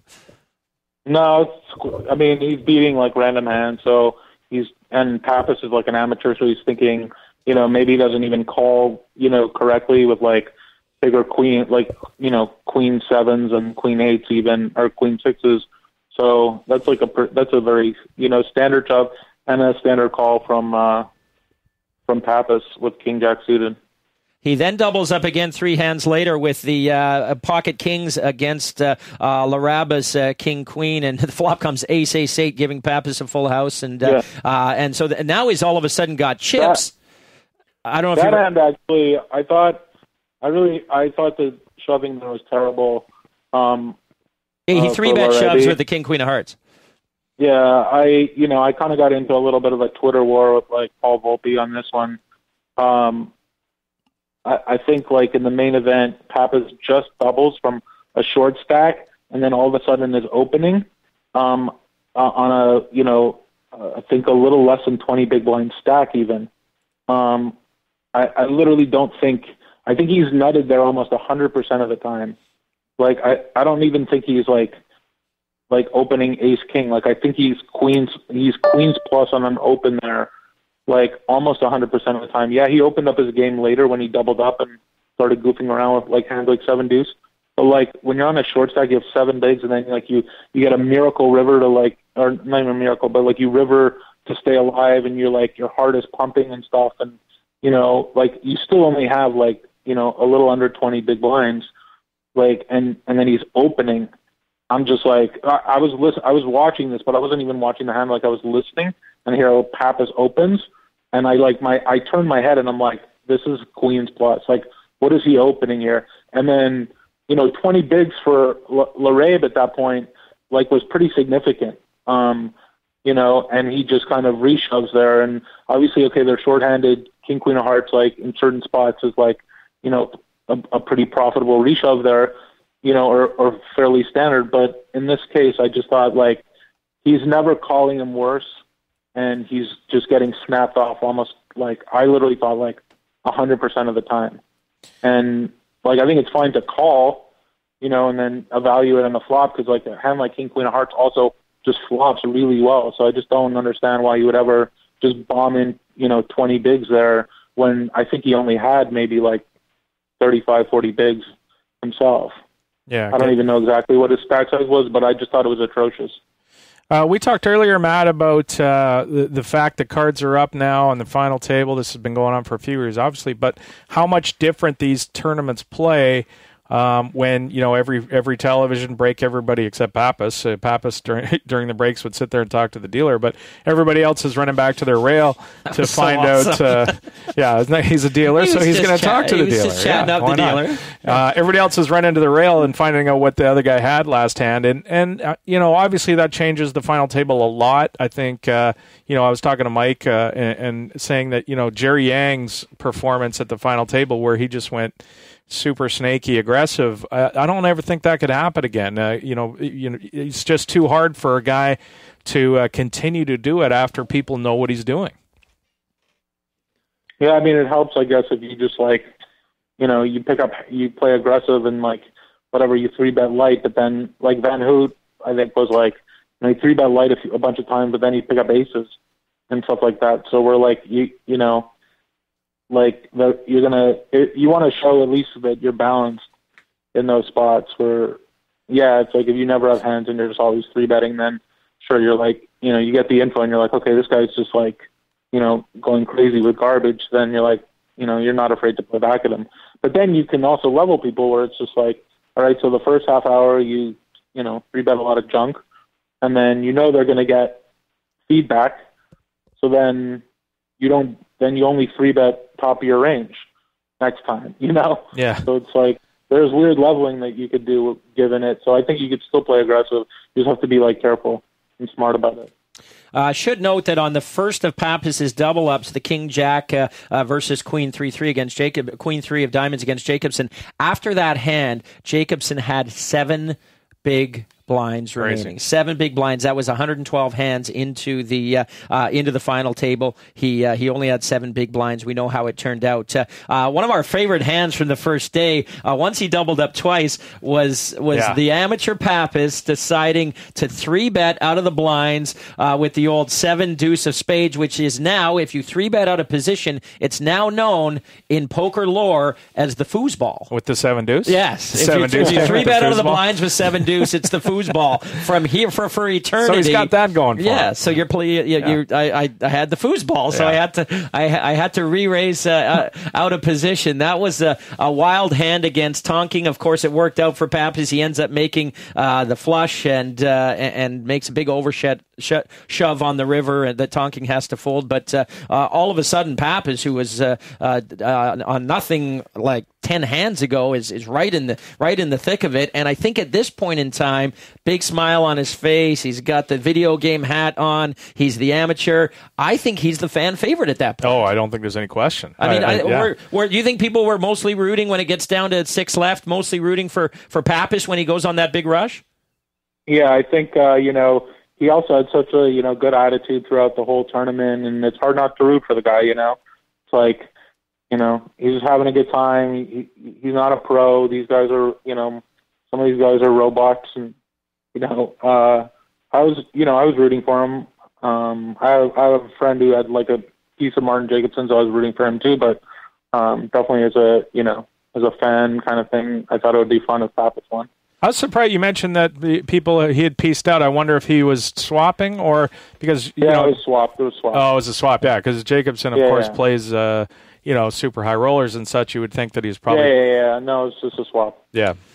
Two things. Number one, I thought it was cool that Pappas, and they were the only others might have done it, but he was the only one they showed who came of the 6 players that were eliminated who came back on Tuesday to watch to sit there in the crowd, have a couple of beers, and cheer on the other 3 guys, and watch the action going down on Tuesday night. And I thought that was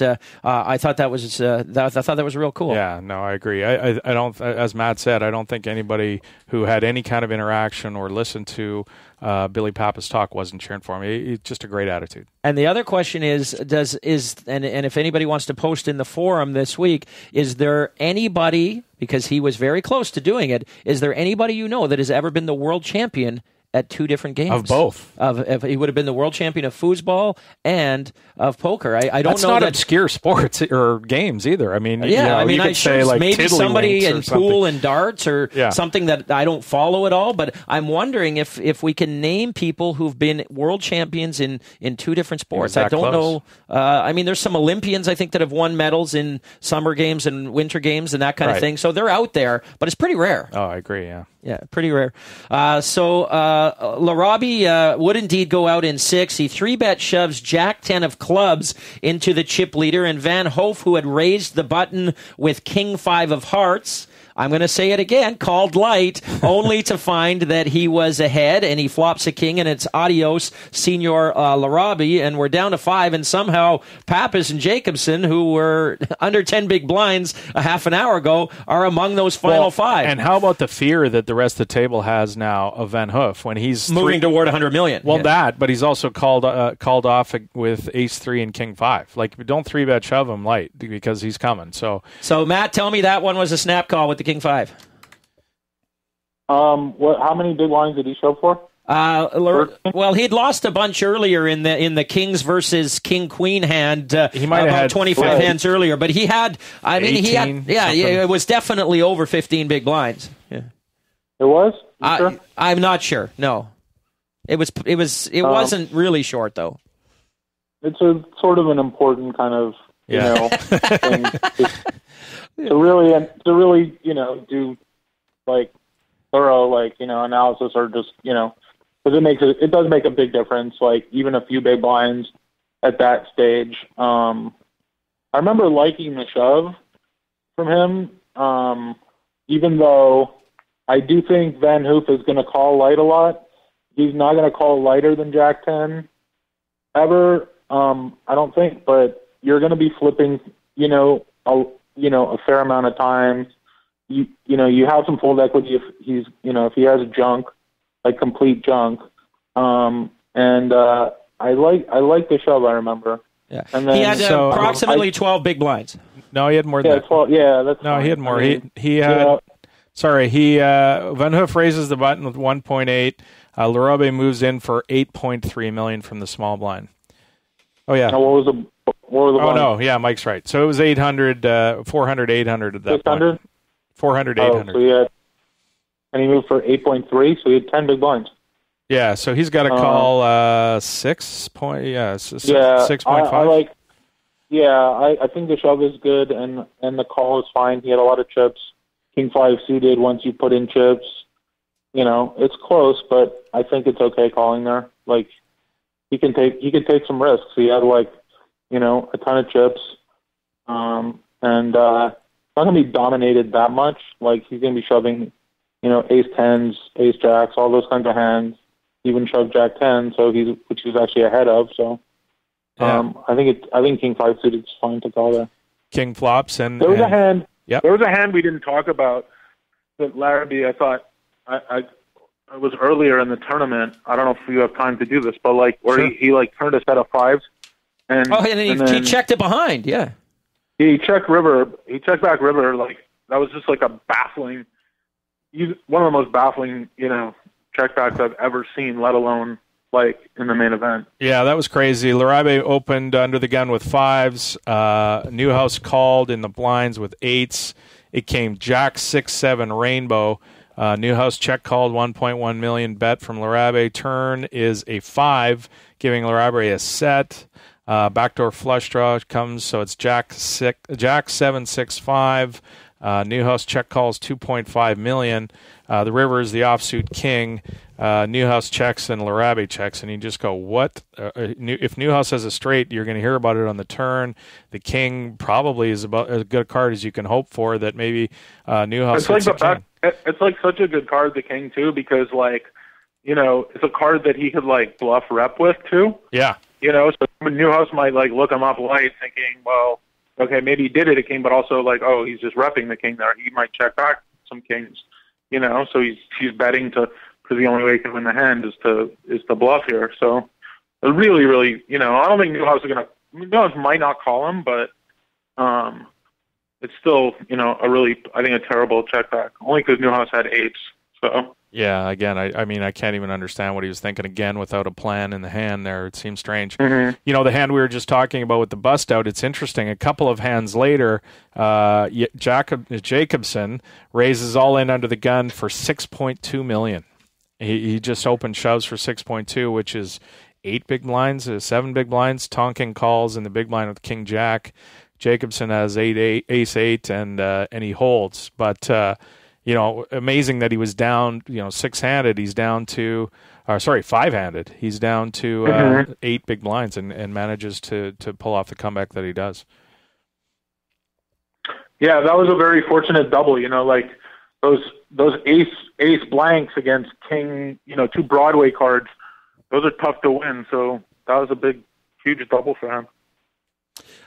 So the hand that virtually eliminated Pappas in 5th place, he ended up going out on the next hand with less than an ante. But it was an interesting hand because Jacobson had already shoved 24 big blinds from the button with 2 5s, and Pappas decided at that point that he was going to reshove for almost the exact same stack size from the small blind with ace jack. Yeah. And flop on the 5 on the flop ends it and leaves Pappas with less than a single ante. But it seems that he's never getting a fold. You're essentially calling the all in. He reshoved for nothing with the.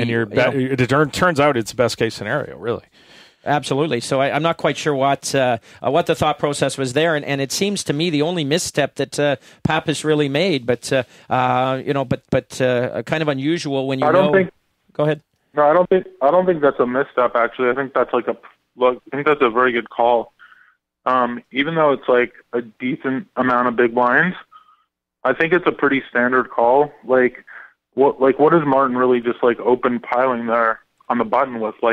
He could just have ace 9 suited, allowed ace 10. I mean, Martin's good, so he's probably just going to raise fold ace 9s. But it just seemed, I don't know. I think it's pretty standard to call with ace jack there. He's probably going to be flipping most of the time. There are times maybe he's just way ahead. Martin might have just lost his mind with ace 5 suited or something. I don't know. You never know. I thought Jacobson 3-bet 24 big. He opened for 24 big. I think there was a raise before that. Yeah, and it was a 3-bet shove for 24. I can't remember exactly, Matt. Oh, I thought it wasn't didn't he? He didn't just open shove. I don't think he open shoved 24 bigs. He could have. I remembered it differently. I don't have it in front of me, but I thought maybe he 3-bet shoved with 24. I thought it was just folded to him on the button, and he just jammed. He may have. Yeah, we'll confirm. And then Pappas just called in the small blind. It just seemed kind of pretty straightforward. Yeah, no, I didn't realize that. If that's the case, I can see that not making sense. I think so. I might be wrong, but I think that's what it was. But did you get a sense as we're getting to this stage of the tournament, though? The rest of the players are looking very fresh and focused and dialed in. But the one guy that I got a sense was looking visibly fatigued by about 1:30 in the morning when his stack really started to shrink as well. And of course, he ended up going out in 4th. Was the last American standing from New Jersey, Will Tonking? Did you think that his play faded as he got more tired late in that late Monday night session? Yeah, there was a while where he was, sort of neck and neck with Jory, and then they started to separate themselves, and he started going backwards. And yeah, I could tell that his body language, his eyes, I think he was a little frustrated. Yeah, I definitely picked up on that. And I don't remember, what was his bust-out hand? I can't remember. He was eliminated in fourth. He 3-bet shoved deuces for 20 big blinds. Jacobson then reshoved with tens. Van Hoof was in the hand and folded. Tonking picked up straight outs on the turn, but the tens held, and Jacobson knocked out Tonking for to then leave us with our final three. And and then we're down to the 3 Europeans at that point in time. But it was a 3-bet shove with pocket deuces for 20 bigs. Yeah, I mean, it's I guess four-handed. It's like it's okay. It's not great because if you're called, you're just like, God help me. But deuce. Yeah. You're like, okay, let's hope to have ace queen plus here and not, pairs. Hands like Martin had. So, but it's like, sometimes like in those spots, like you take an aggressive line and, they work out for you, and it's like he's locked up fourth place at this point. He's going to need, to win some all-ins, to win the main event here. And, it's not 20 bigs and deuces. It's okay. So you were right, Matt. It was Martin who opened shove for 24 big blinds on the button with 2 5s, and Billy Pappas called with ace jack. And I guess the question then is, do you like Martin's shove for 25 big blinds or 24 big blinds with 5s on the button? I mean, yeah, it's okay. Like, I mean, it's like 5s is one of those hands where you're like, well, if you raise, fold, you're like, okay, he opens and then, Pappas just reshoves ace jack, then he's got to fold, and like it's hard to pick up pairs.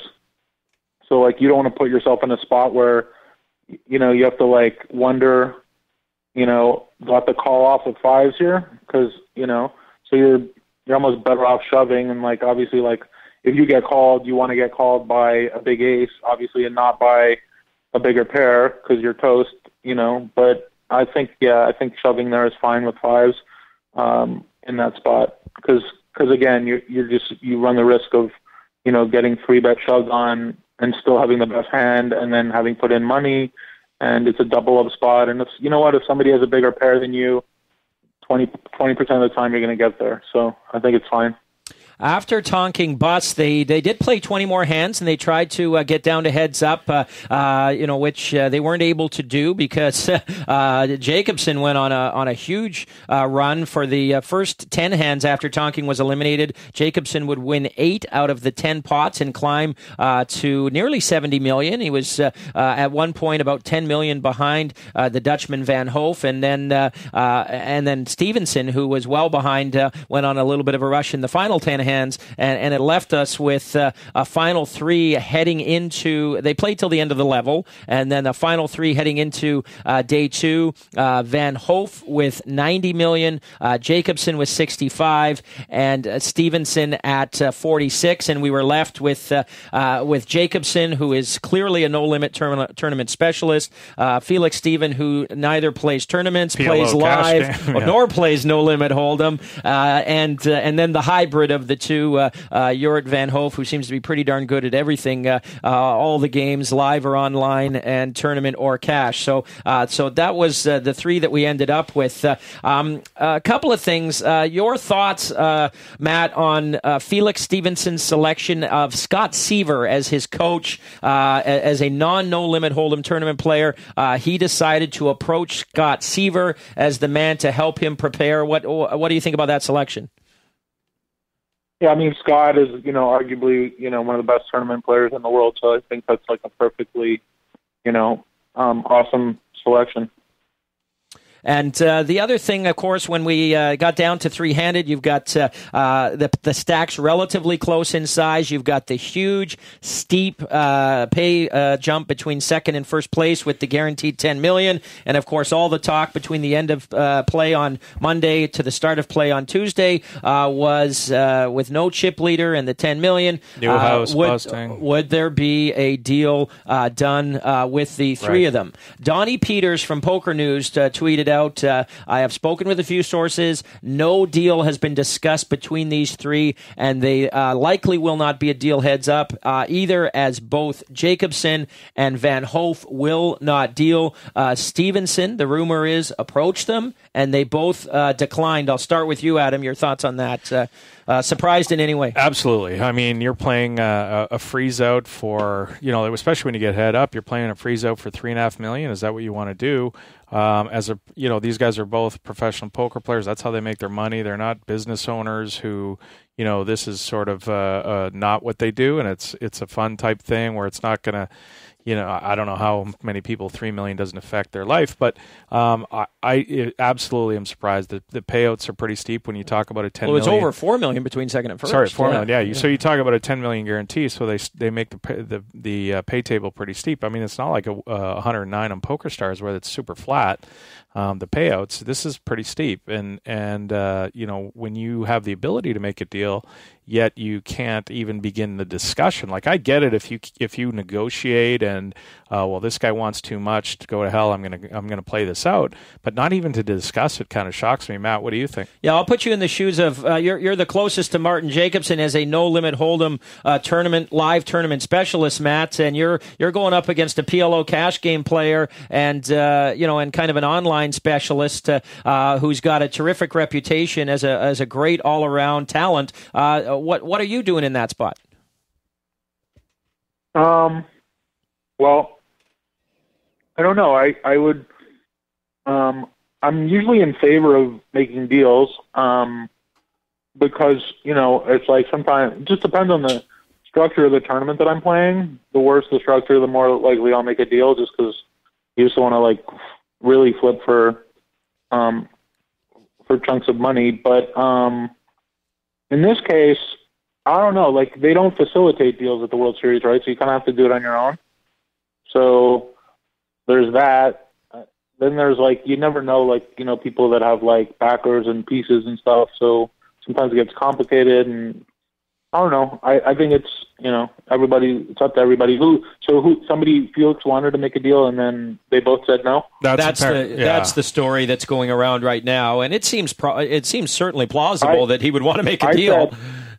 I made a joke on Twitter that when they were 5 or 6 handed, when Jordan had $105 million and they all had 20, I said he should try to negotiate for more than first place money right now. Yeah. Yeah. It has been done. It has been done. It has been done, and it's weird if it wasn't the main event, with all the TV coverage and so forth. I wonder if that would have been an option because of the way the payout structures were, and he had so many chips at that point, and they were all even stacked with $20 million. The other 4, it would be, it might have been smart of them to do it. I don't know. There is camaraderie between the three of them. They all live in London. They do know each other. They met and had a little side prop bet that said whoever wins the $10 million, we're going to get together after this is over back in London, and Martin's going to now pay for dinner for all of them. Jorrit said that in his exit interview. So I think that the concerns that something would have gone sideways had a deal been struck probably was less of an issue with these particular three players. But who knows? With swaps and backers and all of those things, it's a big factor. And you've got Martin, who's got a bunch of top players like Jason Kuhn and Scott Clements and Marc-Andre Ladouceur and others who were on his rail and in his ear, and they may have encouraged him not to make a deal. It's certainly possible. Well, he had the most experience, so. He plays high rollers. He's a no-limit tournament specialist. So I think, he'd play full. Once he got in that position, he does have an edge, I would say.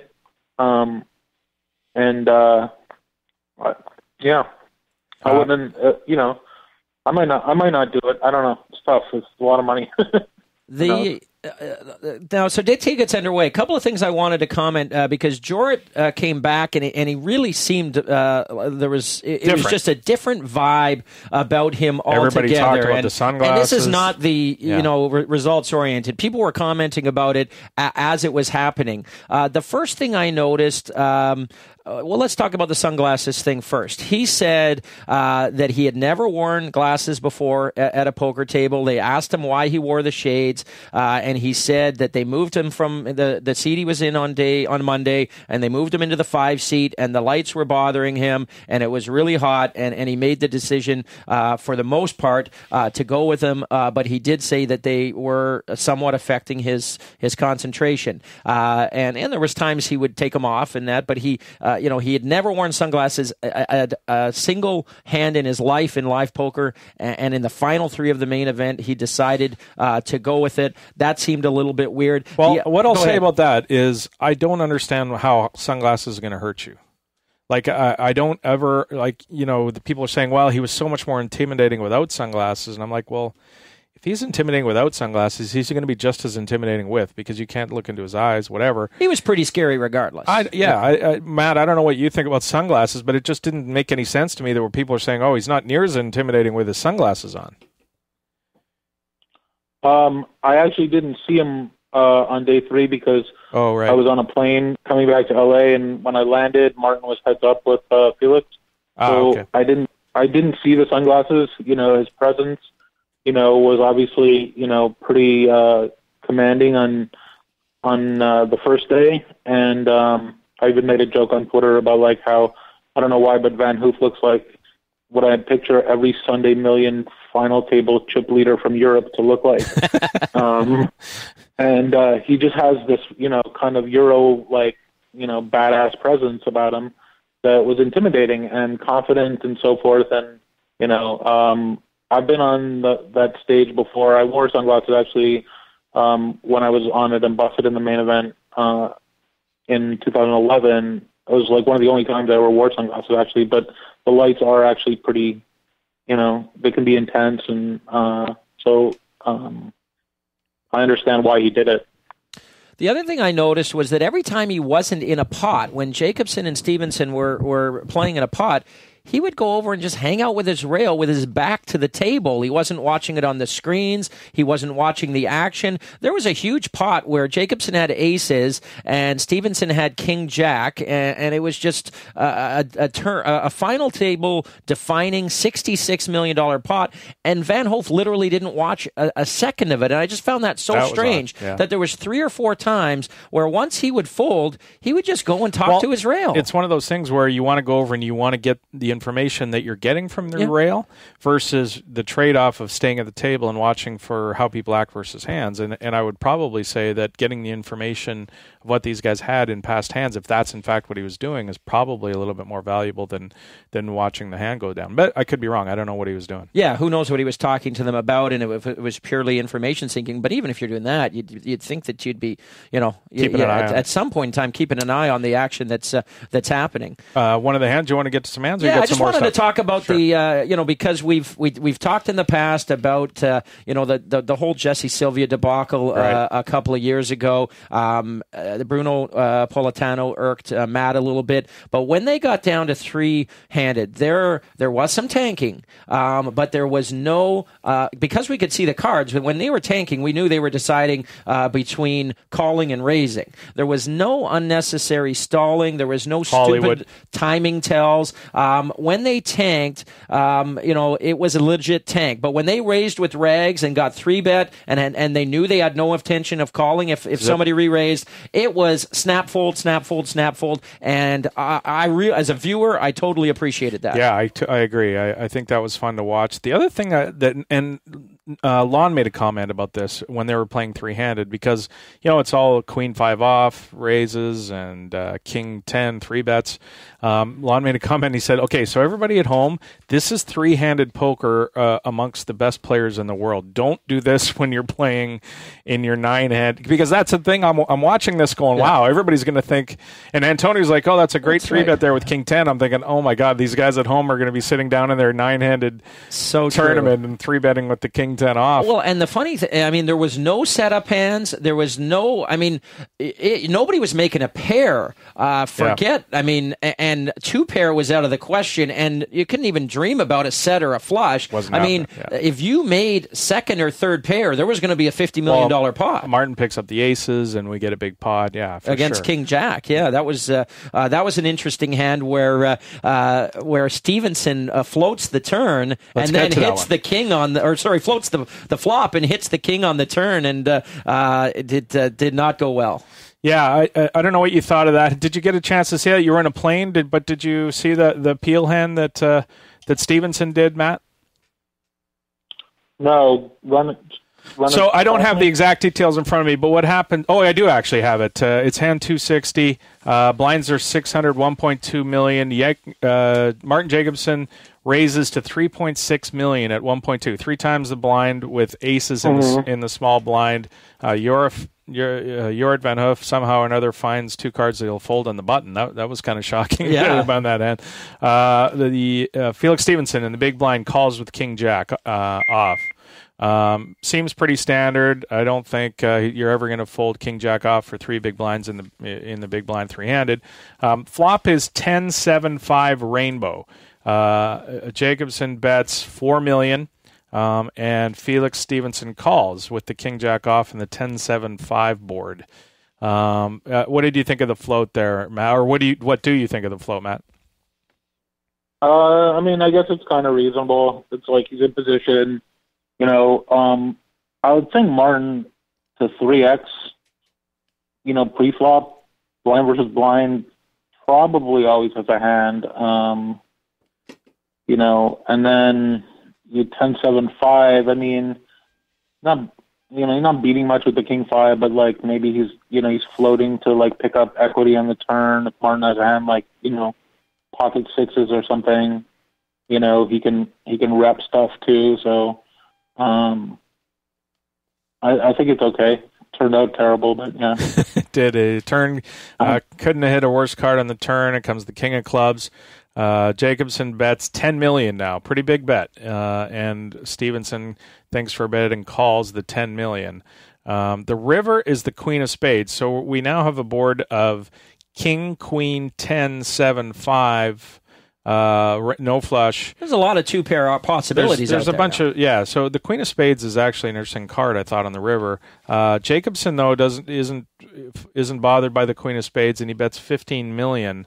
On the river, another huge bet, and Stevenson thinks for a while. He thought forever before he put the big river bet in. Now, I want to ask you about the first of all the turn bet sizing, Matt, 10 million by Jacobson, and obviously when he hits his king, Felix is going to call there most of the time. Yeah, the turn bet's pretty large. Kind of surprisingly large. But I do like it. If he thinks that Felix is going to like sticky with something, or if that card actually did hit him, if it hit him and he has like King 10 or something, like, it would suck. But he, probably thought like he could just be like repping something weak by betting 10 million. So I like it. And then I really like the river bet too here. It's probably a weird spot though for the river with a queen. So he's betting 15 million. I don't know how deep Felix was. Like if Felix shoves, is Martin is he calling always? I think he is. Yeah, I don't think he's got. I think maybe he had 10 million or something left. But I want to get back to the turn real quick. When he bets 10 million, he's got a hope. When Martin bets 10 million, he's almost got a hope that Felix has a king in his hand, like a bare king, because, if he's got, say, the 10 jack and he peeled on the flop with top pair or ace 7, something like that, he's, when he bets so large on the turn, he's almost never going to get a call unless he floated with a king. Yeah, possibly, but he could also, he might call him with a 10. You never know. Martin's also, kind of trying to rep the king sometimes. Martin's firing with, air or, deuces or something, and then a king turn, he, bets 10 million. He's, trying to get a 10 to fold, repping the king. I see. So yeah, I think Felix is going to call him there with a 10. I don't think, he's going to fold a 10, so. Yeah, and the queen... The queen is a card that could hit Stevenson. Obviously, he's not going to have ace jack ever, the way the play goes. But maybe he's got king, queen, queen 10, something like that. But he still bombs the 15 million. Again, he did get called because he had the one hand with the floating the king. But I wonder what is going to call him that he beats there, other than that specific hand. It seems like. Maybe if Martin has queen jack. And he floats a turn and then picks up a, open-ender. Yeah, those are pretty specific. On the turn. Yeah. Yeah. And then, does Martin ever have 8-9 suited there where he's just 3-barrel bluffing? Right. Where he flops open-ended, and then just doesn't get there. And then, so maybe he finds a hero call with a 10 even. So Felix is crippled with that hand. I thought the very next hand was interesting because Stevenson in the small blind woke up. He had king queen off and it folded to him, and he shoved 24 million all in there in the small blind. I thought was a bit excessive. It seemed like he might have been tilting a bit there, but who knows? 24 million in that spot. So that was hand 260. So let's jump ahead to hand 269. I want to ask Matt about, and this is a hand. This is the beginning of the undoing for Van Hoof. This is the crying call hand. It is. This is the crying call hand. Matt, I don't know if you've seen this hand, but I'll explain it to you. I'll break it down. Yort has the button. The blinds are 600, 1.2 million. Van Hoof opens to 2.6 with Jack 5 off, so a little bit of a min raise there. Felix Stevenson in the big blind calls with 8-9 off. The flop comes, those I think fairly standard. Van Hoof's going to open 80% there on the button, it seems like. And Felix defends with the 8-9.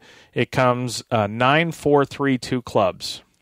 Stevenson top pair. Stevenson flops top pair. Yort flops nothing. It goes check. The turn is a 5. And Stevenson bets his top pair. He bets 4 million. Van Hoof, of course, made second pair with a jack kicker. He calls. The river is the king of clubs, which is an interesting card. And that's now 9-4-3, 5. 3 clubs. And the king of clubs brings a flush. Stevenson shoves for 17 million. With second pair. I think value betting. I'm pretty sure he was value betting there. And Van Hoof calls the 17 million and put a huge dent in his stack there. What did you make of that hand? It's probably the best river bet of the tournament. Wow. Or at least the final table, I think, that I've seen. He goes for absurdly good value with a 9 in a spot against a guy who is notorious for hero calling. Right. I actually thought that Van Hoof's undoing would be hero calling a spotlight if he was going to blow up at all. And it was funny, when I was thinking about the final table list and analyzing things, I'm like, okay, I could see Newhouse just kind of punting, and I could see Van Hoof. His weakness, I think, is going to be he's just going to make a big hero call for a lot of chips and be wrong. And I think Stevenson probably knew that about him. And I think Seaver probably really coached him well in this kind of spot exactly, where Van Hoof is going to call light. He likes to make hero calls. He did some crazy hero call with 8 high online against Kevin McPhee in the Sunday Million in this psycho spot on a 3-4-5 with 8 high. With 8 high, yeah. Yeah, with 8-7 and Kevin McPhee had deuces, and it was like on 2+2, and they posted it and stuff like that. And so the guy has like, you know, a sicko hero call, you know, spot in him. And so going extremely thin for a lot of value, I think this was like a phenomenal bet.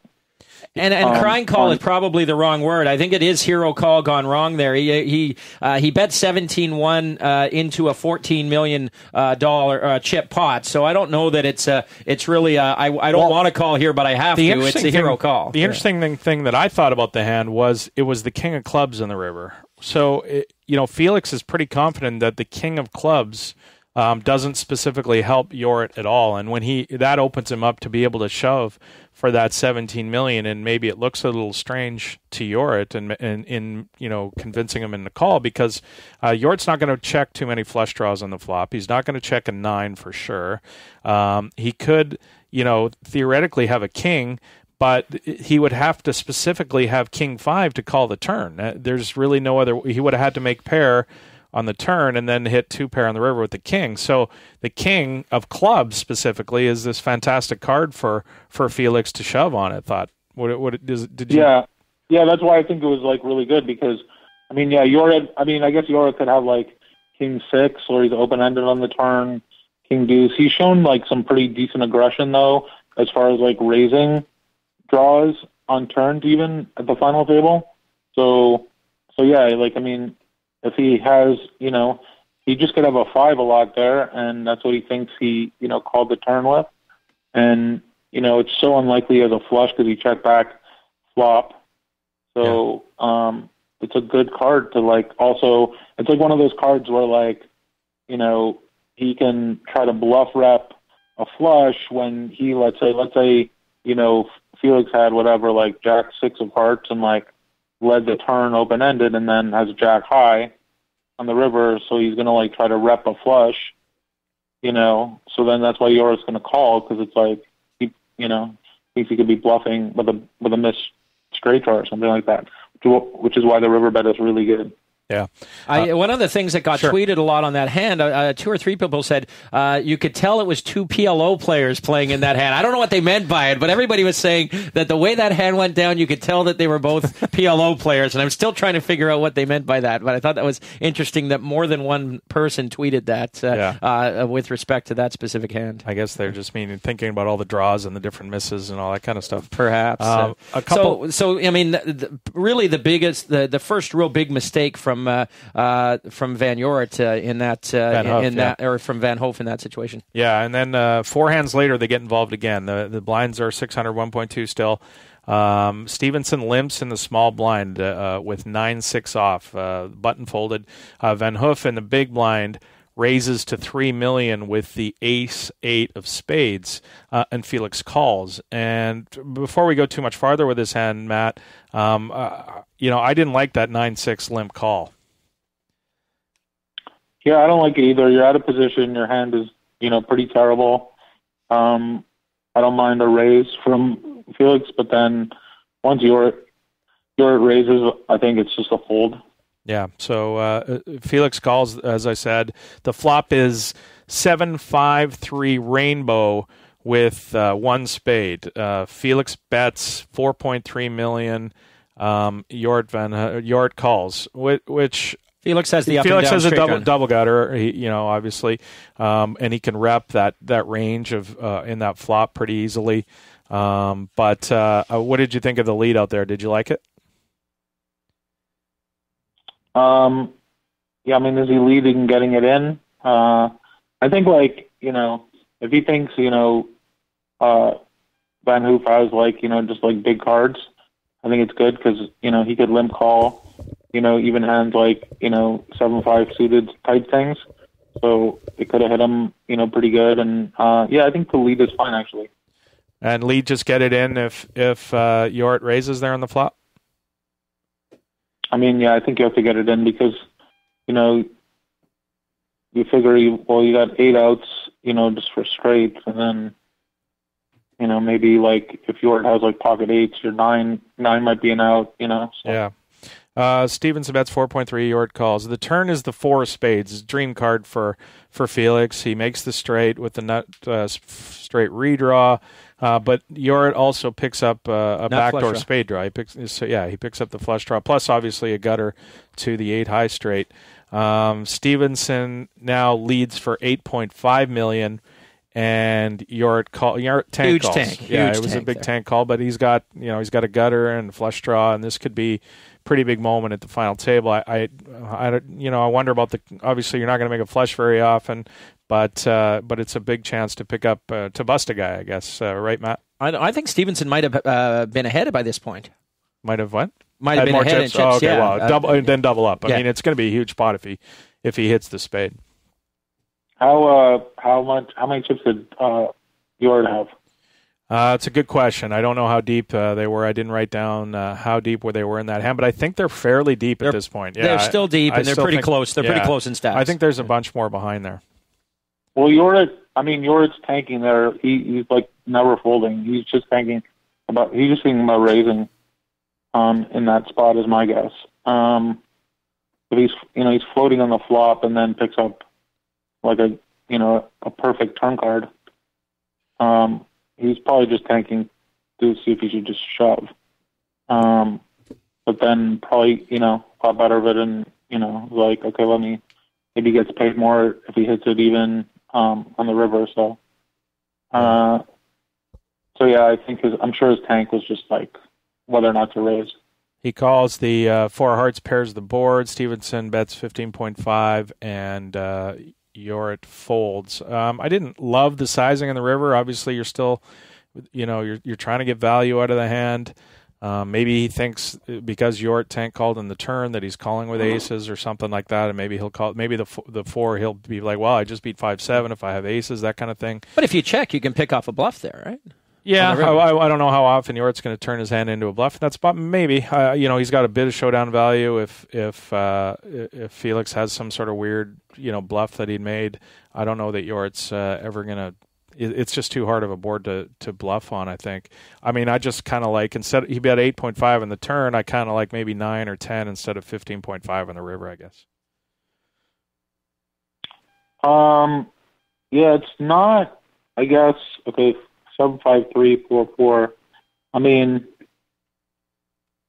I don't think Yort's going to try to bluff there too much. It's just a tough board after he goes bet, right?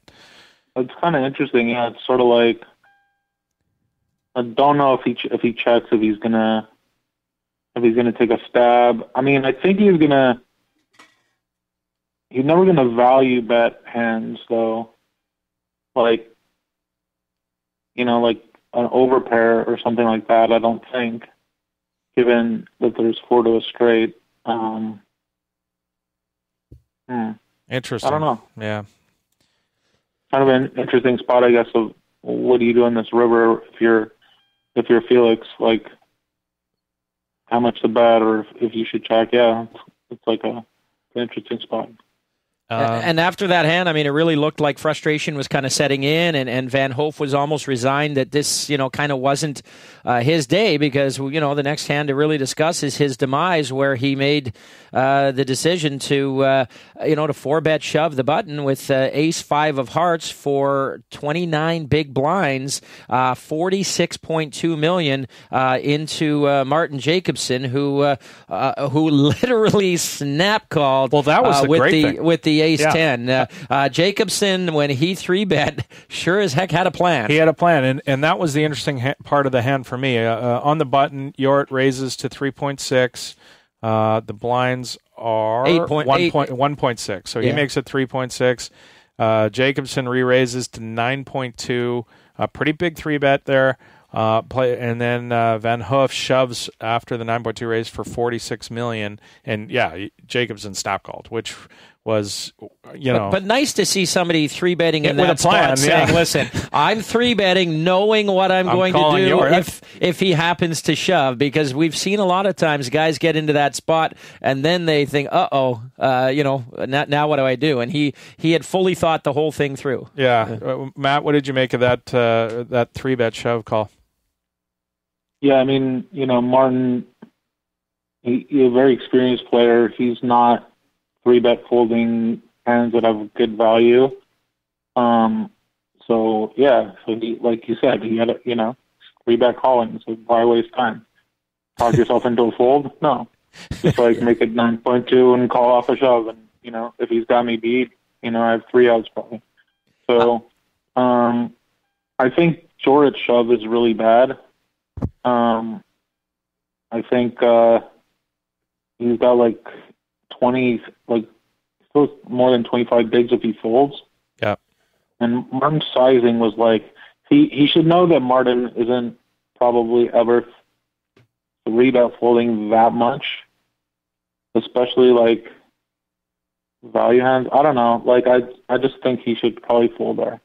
Well, and he can even call the 3-bet. He's still got $37 million behind if he calls the 3-bet. I guess the play is to fold to the 3-bet pre-flop. But if he did want to call for $5.6 million, that's $5.6 million more, he still does have $37 million behind. So he's got 2 options: fold or call. But the 4-bet shove for in that situation is for nearly 30 big blinds was. Seemed like clear frustration, Matt. Yeah, I don't know. Did Martin 3-bet folded 3-handed at all? I don't think so. Yeah, so that it just seems kind of bad. I think peeling is not great either. I mean, he's on the button, so it's Martin's just sizing of 9.2. Martin made it 8.1 or something. Maybe peeling is okay. And maybe peeling is actually okay if you want to just play a pot in position where you could kind of just navigate and bluff your way. If Martin does have a hand like ace, king, ace, queen, and you could potentially just take it away post flop with a worse hand. Whereas if you're just getting it in with ace 5 and you're getting called by ace, king, ace, queen, you just take all your ability to outplay, in position, and then you're just dead to 3 outs pretty much. So peeling, shorthanded play sometimes, I actually think peeling isn't terrible. If your intention is to take away the pot, this happens sometimes with small pairs, where you raise a small pair, 3s, and then somebody 3-bets you. It's you're not peeling to flop a set or set line. You're peeling to take away a pot post flop. Represent. You're turning your hand into a bluff. You know what I mean? Sure. In a lot of ways. Or there are times where you can flop a set, but then you're not just throwing your hand away to a C-bet. You're calling, and then the guy's going to check the turn, and then you're going to shove and then put him in a weird spot. Those kinds of situations, So I just don't like the shove here from Jorrit.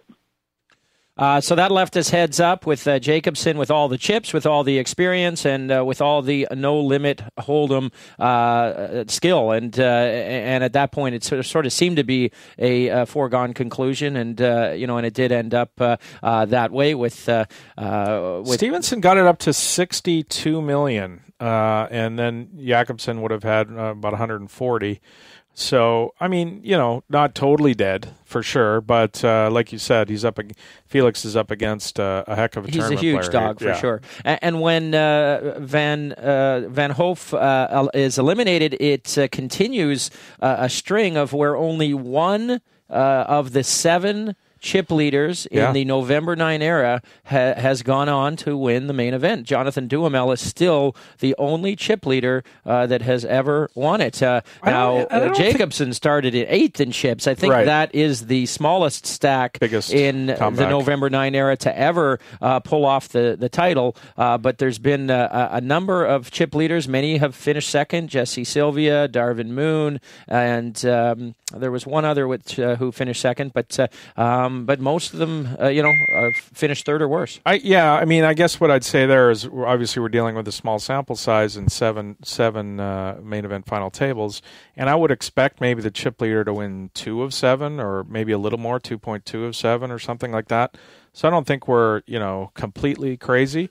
But, it's one thing. Again, it's not just any tournament. It's very hard, obviously, like, especially given, the structure of the tournament where, like, you have a lot of time. You have long levels, and it's just, it's hard to hold on to a chip lead. You have to pick up a lot of hands. You can't, sometimes you have a lot of chips, like you make some looser calls than you should because you have the chips, and those wind up costing you, a lot. And so it's not an easy thing to do to close out a tournament when you have the chip lead. So let alone, the pressure of the main event, and you think you should win because you have the chip lead and you want to win because it's $10 million, and it's not easy. Like, And of all the years, this was the least likely mathematically that the chip leader would win. It was the first time ever that a chip leader in the November 9 has gone into the final table with less than 20% of the chips. He had 19% of the chips. And again, we've talked about how strong the opposition was as well. There was very few soft spots, and when you combine the fact that he didn't have a towering chip lead and he had tough competition, and you're talking about a final table that's over 300 hands long, not 150 hands like maybe a World Poker Tour final table is, or less. The chances that a chip leader is going to hold on under all of those circumstances is very low. The other chip leaders, by the way, Martin Stashko did also finish second. So Duhamel won, and 3 of them finished second, and Dennis Phillips also came third. J.C. Tran last year finishing 5th was the worst finish of a chip leader so far. Yeah, JC was just card dead. I think everybody would agree that JC's a fantastic tournament player. It's just the way he ran, and there was some question about how he played, but I just think he never really had a hand, and he got frustrated a little bit. The final hand, we should say, was Felix Stevenson opened on the button to 3.5. Jacobson moved all in for effectively $28 million of Stevenson's with tens. And Stevenson called with the ace-9 of hearts, pretty standard. I don't think that the hand's going to play out that way, pretty much no matter what. And Jacobson flops top set, and Stevenson's drawing stone dead. And it was one of those things where the final hand, really after the flop, didn't have any kind of drama. There was no, he could have he could hit his flush, or in the past we've had to sweat the river card to see who the main event champion. It created this huge explosion of cheering from the rails that we didn't see this year because the guy was dead on the flop. Exactly. Yeah.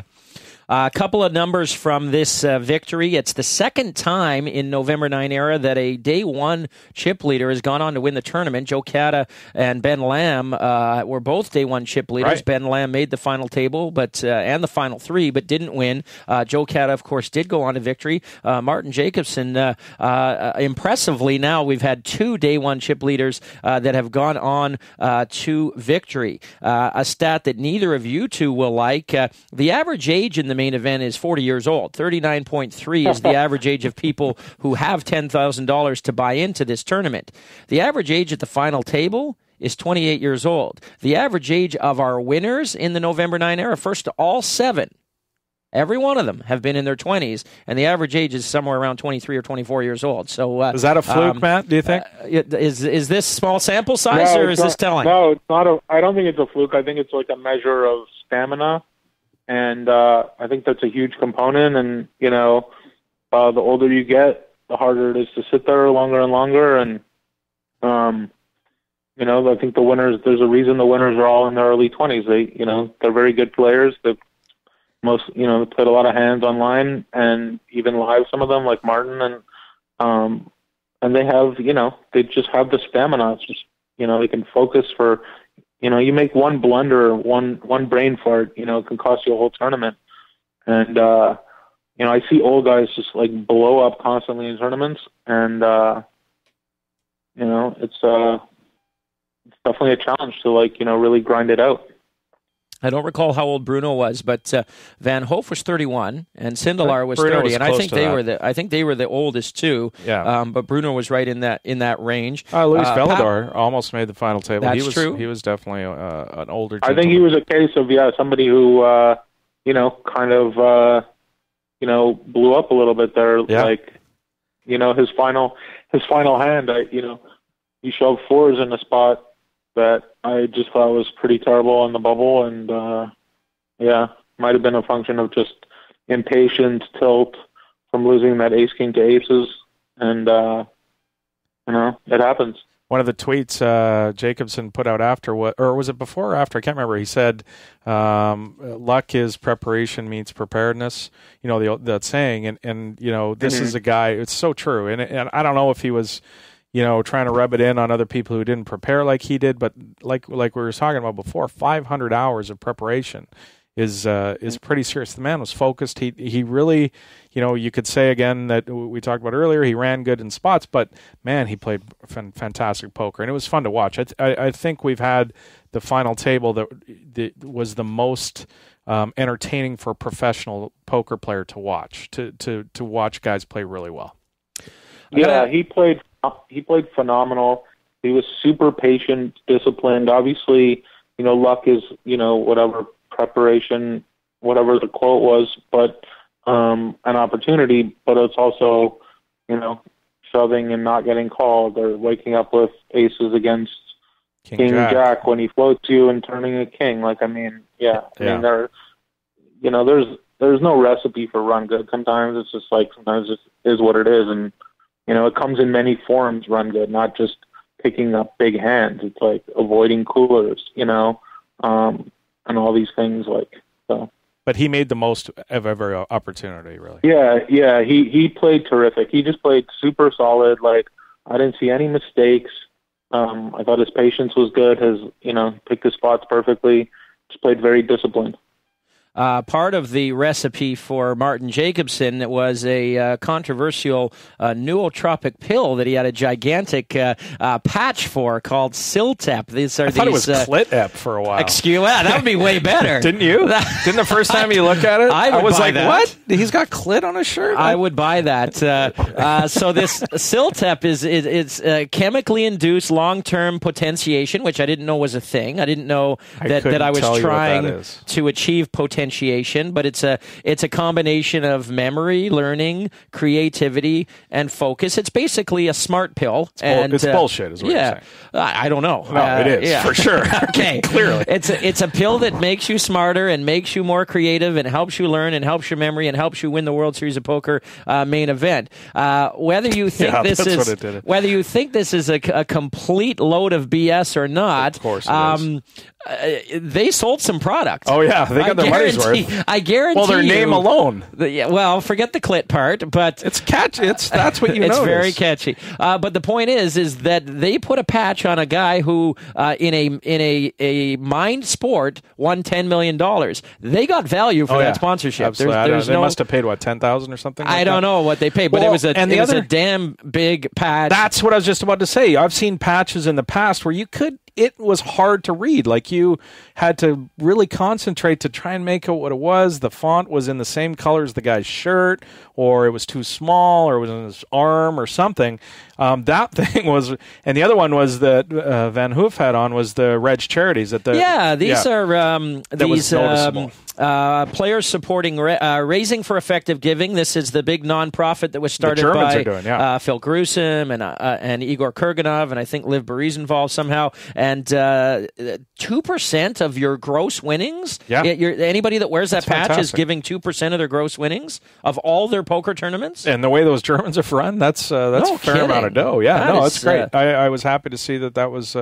Here's a question for Matt. As a poker industry question, though, is it a bad sign that the most repped sponsor at the World Series of Poker main event was not poker-related at all? It was DraftKings with 3 players wearing DraftKings patches, plus all the stadium signage. The biggest sponsor in the whole tournament had nothing to do with poker, but it was Daily Fantasy Sports. Well, that's a miracle for you. Something Daily Fantasy Sports being okay right now and online poker not. Obviously the online poker sites, if the market was, if it was national, they would be, plastering themselves, on players, but, it's not. And DraftKings has a strong poker, connection. Yeah. And so I think it's doing really well as a company. It's starting, like, there's a sort of there's a fantasy craze going on, and more poker players are getting into it. There's other sites that have popped up that are, try to like use poker players to like sign people up and have this like network marketing tier system of like, like their version of Rakeback. And, so yeah, I think I think it's actually nice that there's like, some other companies out there that are investing in, patching people up, and I don't know what they paid, but I think it's good at a time when, it sucks for players. At least there's something out there that can, maybe bring some dough in for you. One last question for both of you. There was a tweet by Ankush Mandavia, who is part of, we'll call it Team Jacobson. He was on the rail with them, and he says, tweets, LOL at poker being an individual sport. It's all about the support system you choose to have. Does the fact that Martin Jacobson was surrounded by a huge posse of great poker minds that spent 500 hours running simulations, studying with him, was that the difference in a huge contributing factor in why he won the World Series of Poker main event? Does that support system, that help that he had and being surrounded by great poker players, how much of a difference maker was that? I mean, obviously, you improve your game when you surround yourself with the top players. You go through hands, you do run simulations. These guys like eat, breathe, and sleep poker for the most part, and when you're prepping for it, then yeah, you're gonna learn a lot. You still got to run good, like at the end of the day. So, the better you are as a player, you're going to make some more correct decisions. But, sometimes you can just not run well, and sometimes you can just run good. And there's nothing you can do about that. And so, like, in like 2012, I won a tournament in Paris, and then I won Player of the Year, and I was on like a, sort of a pretty big heater. But I'm like a better player today than I was then. Because I surrounded myself with a lot of my friends over the last few years who I've been traveling, and playing with, helped me improve my game. So I think my game's in, a better place. I had a good summer in the World Series this year, but my game's in a better place. But, sometimes your results, aren't as good as they were, even when you were, you weren't that good. And it's just because you probably ran a little better. And so I think, Martin, he does surround himself with wizards. And he's already, a great player, and I think it's a cool statement. But it's also, people can also win tournaments just by running good. Yeah, I agree, Matt. And what I would say is, when that first part of what you said there was, maybe he makes one or two more correct decisions, but even one of those decisions that he would make different and more correct than, if he didn't have the coach like Newhouse, just stop playing, whatever, that one decision could be the absolute difference. I mean, it's not... all those 3-bet shoves that we say are perfect. If one of those guys has aces in that spot, no, I know, but he's done. He's out. For sure. But what I'm saying is, like, if not to downplay the fact that maybe the difference of him studying was three more correct decisions than he normally would have made, and each one of those three decisions could be for a 60 million chip pot or a bust out of the guy who would have won otherwise. It's butterfly effect, whatever. I'm just saying that I think we can't underestimate the value of one more correct decision, because it could be huge. Right, but also an incorrect decision could also work out in your favor. True. And make it too. It's like, so that's what's funny about poker, where like, you like make a bad call or a bad decision, and then, oh, boom, you got lucky, and then you win a tournament, so. For sure. Matt, thanks so much for doing this. We held you overtime here, and we really appreciate you breaking down these hands for us and getting your thoughts as a live tournament specialist. We know you'll be at that final 9 one day yourself, sir. Oh, I hope so. I hope it's, I hope it's not when I'm really old. I'm already pretty old. Already pretty old. Okay. Give us an update on your TV life. What I know you've got projects in the hopper. Give us the latest. Latest. Well, weird timing. I actually just had a phone call 2 hours before this podcast with Amazon, who I'm redeveloping a poker show that I've been trying to sort of get going here and there at different networks for a while. And so it's in development with them. I had to repitch them an outline. I did that today, and I'm sending them some pages on it tomorrow. It seems like they're on board for it. And then I'll just be writing a draft of the script over the next, month or two, and, hopefully get a pilot order whenever they order their next cycle of pilots. That would be really cool and exciting, for the poker community if we can get a show, going like a legit, not a reality show, an actual scripted show that covers the world. And so that's, been a very big focus of mine for a few years. It's sort of what got me started playing big tournaments, actually, was just the idea of, doing research too, for a show that I had sold. And so I've got that, and then I'm circling a couple other projects. One is a pitch with Oliver Hudson, who plays poker himself, actually Goldie Hawn and Kurt Russell's and Kate Hudson's brother, and he's an actor, and he was the guy who in the main event a couple of years ago busted out in the first hand where he flopped tens full against Sammy Farha. Oh, yeah, right. On an ace 10 board, yeah. So he has a cool idea that I'm working on with him, and I've got another project that I just wrote that I'm going to probably start to circulate soon. So I've been working hard actually at writing over the last 5-6 months, and trying to get projects going, taking a little less time in poker and focusing a little more in TV, just because this is sort of a really good time for me in television to get stuff going. And I got very caught up in the poker for a few years. Obviously just, having, the success that I did, and then chasing, the POI and the WPT, and then you have perks for that. So then the next year your hotels are paid for, so you want to take advantage of those perks. And, but I hit a point where I had to slow down a little and be like, okay, look, this is, poker's fun and everything, but my bread and butter is also the TV world. And it's sort of the time in my life where I should be trying to create shows and get them going. And so I have been working hard at that. So. Well, I'll leave you with a tweet from a writing colleague of yours, Brian Koppelman, who last night tweeted, watching World Series of Poker Final Table, I want to say, thanks, poker, no rounders. I'm still fascinated by it after all these years. I wish I could legally play online. So, all these years later, a dozen years down the road, Koppelman is still fascinated to the point where he just had Phil Hellmuth on his Grantland podcast. You have to be fascinated with poker to have Phil Hellmuth to have Hellmuth on. So he's still just as into it as he always was, and it doesn't seem like the novelty has worn off for you either, Matt. Yeah, it really hasn't. Like I said earlier, I was, in Florida for Jacksonville WPT, busted near the money there, kind of tilted me, and then I was planning to go to Borgata in Montreal for a couple of good events. Had to come back here to deal with a few TV stuff and things like that, so I didn't do that. But there's a couple local things that I'm going to play over the next couple weeks here. And I love it. It's really fun. It's my escape from, when you're a writer, you kind of have homework 24/7. It's hard to turn the brain off. And then with poker, I could just, go in the zone, and that's what shuts off my brain.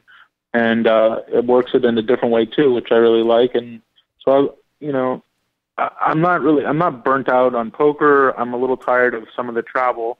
But at the same time, there's something kind of good about traveling too. I feel like I play better on the road than I do in Los Angeles, actually, because I'm away from the industry. I'm away from my obligations and responsibilities here. So I could just shut down and really focus on poker when I'm on the road. But it's an interesting life being a poker player. And that's what the show that I'm doing is, going to portray. Thanks so much, Matt. Really appreciate it. We'll talk to you soon. All right. Thanks, guys. Enjoyed it. That was Matt Salsberg. Thanks so much to Matt for joining us to talk through some of those hands. He didn't see the whole thing, but we set up the hand pretty good for him, and he is a fantastic player with some great thoughts on some of those hands. He and I may have always been this bad at this, but I don't know. People will say, you know what, Mike, you've always been horrible at talking about poker hands and that, but he absolutely disagreed with every single poker point that I had to make. I have completely lost it. It wasn't just you. So that the question is, have I completely lost it, or did I never have it in the first place? That was. I'm thinking to myself, was it always like this, or nope.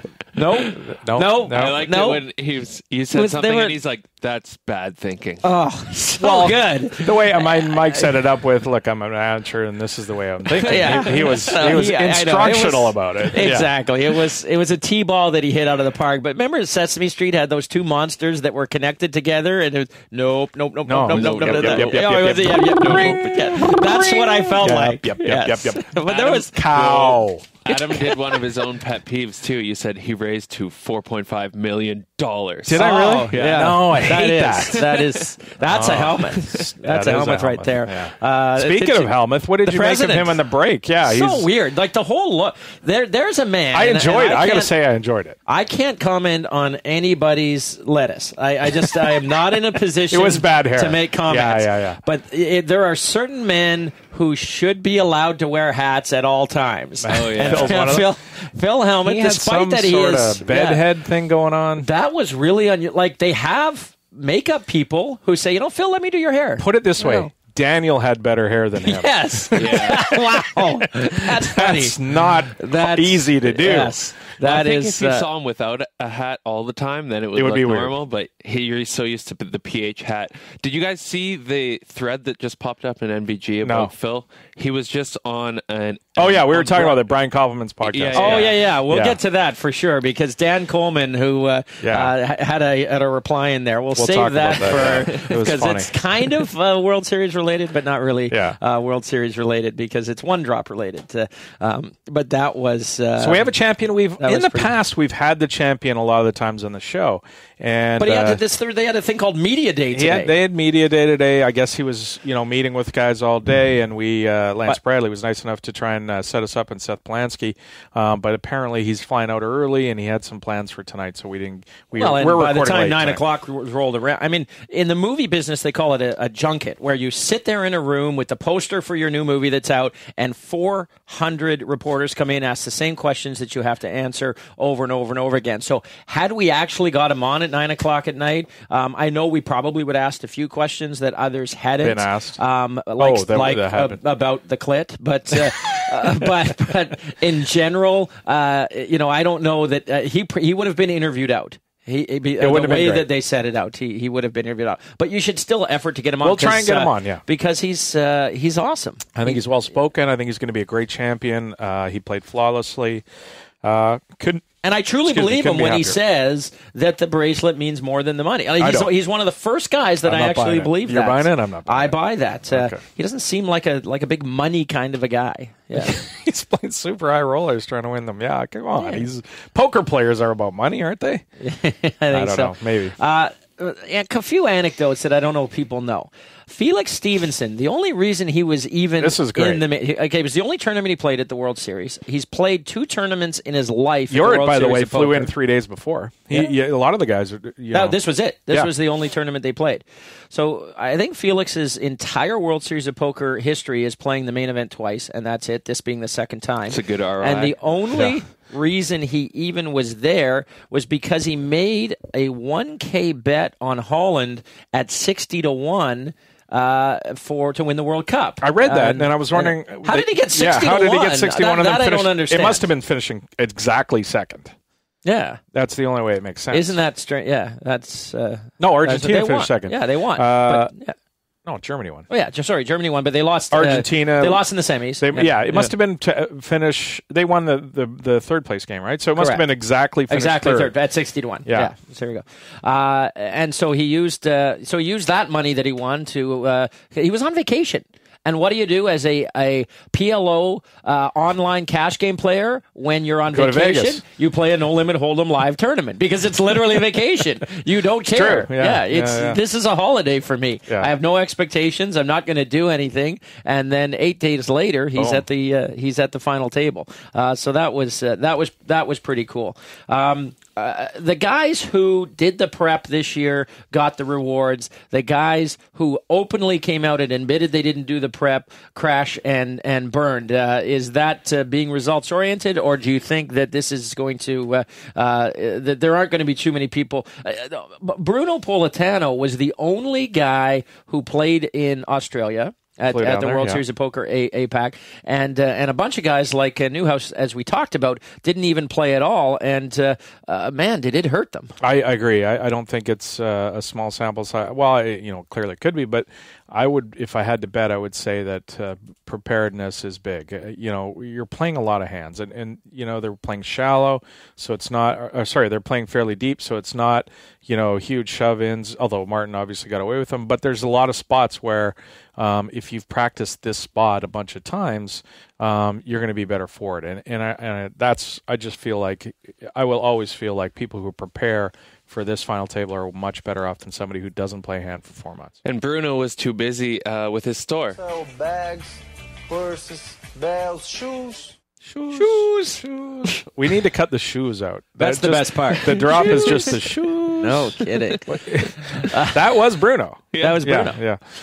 I rewinded that a few times. I was laughing. I was like, that shoes. Is it drop?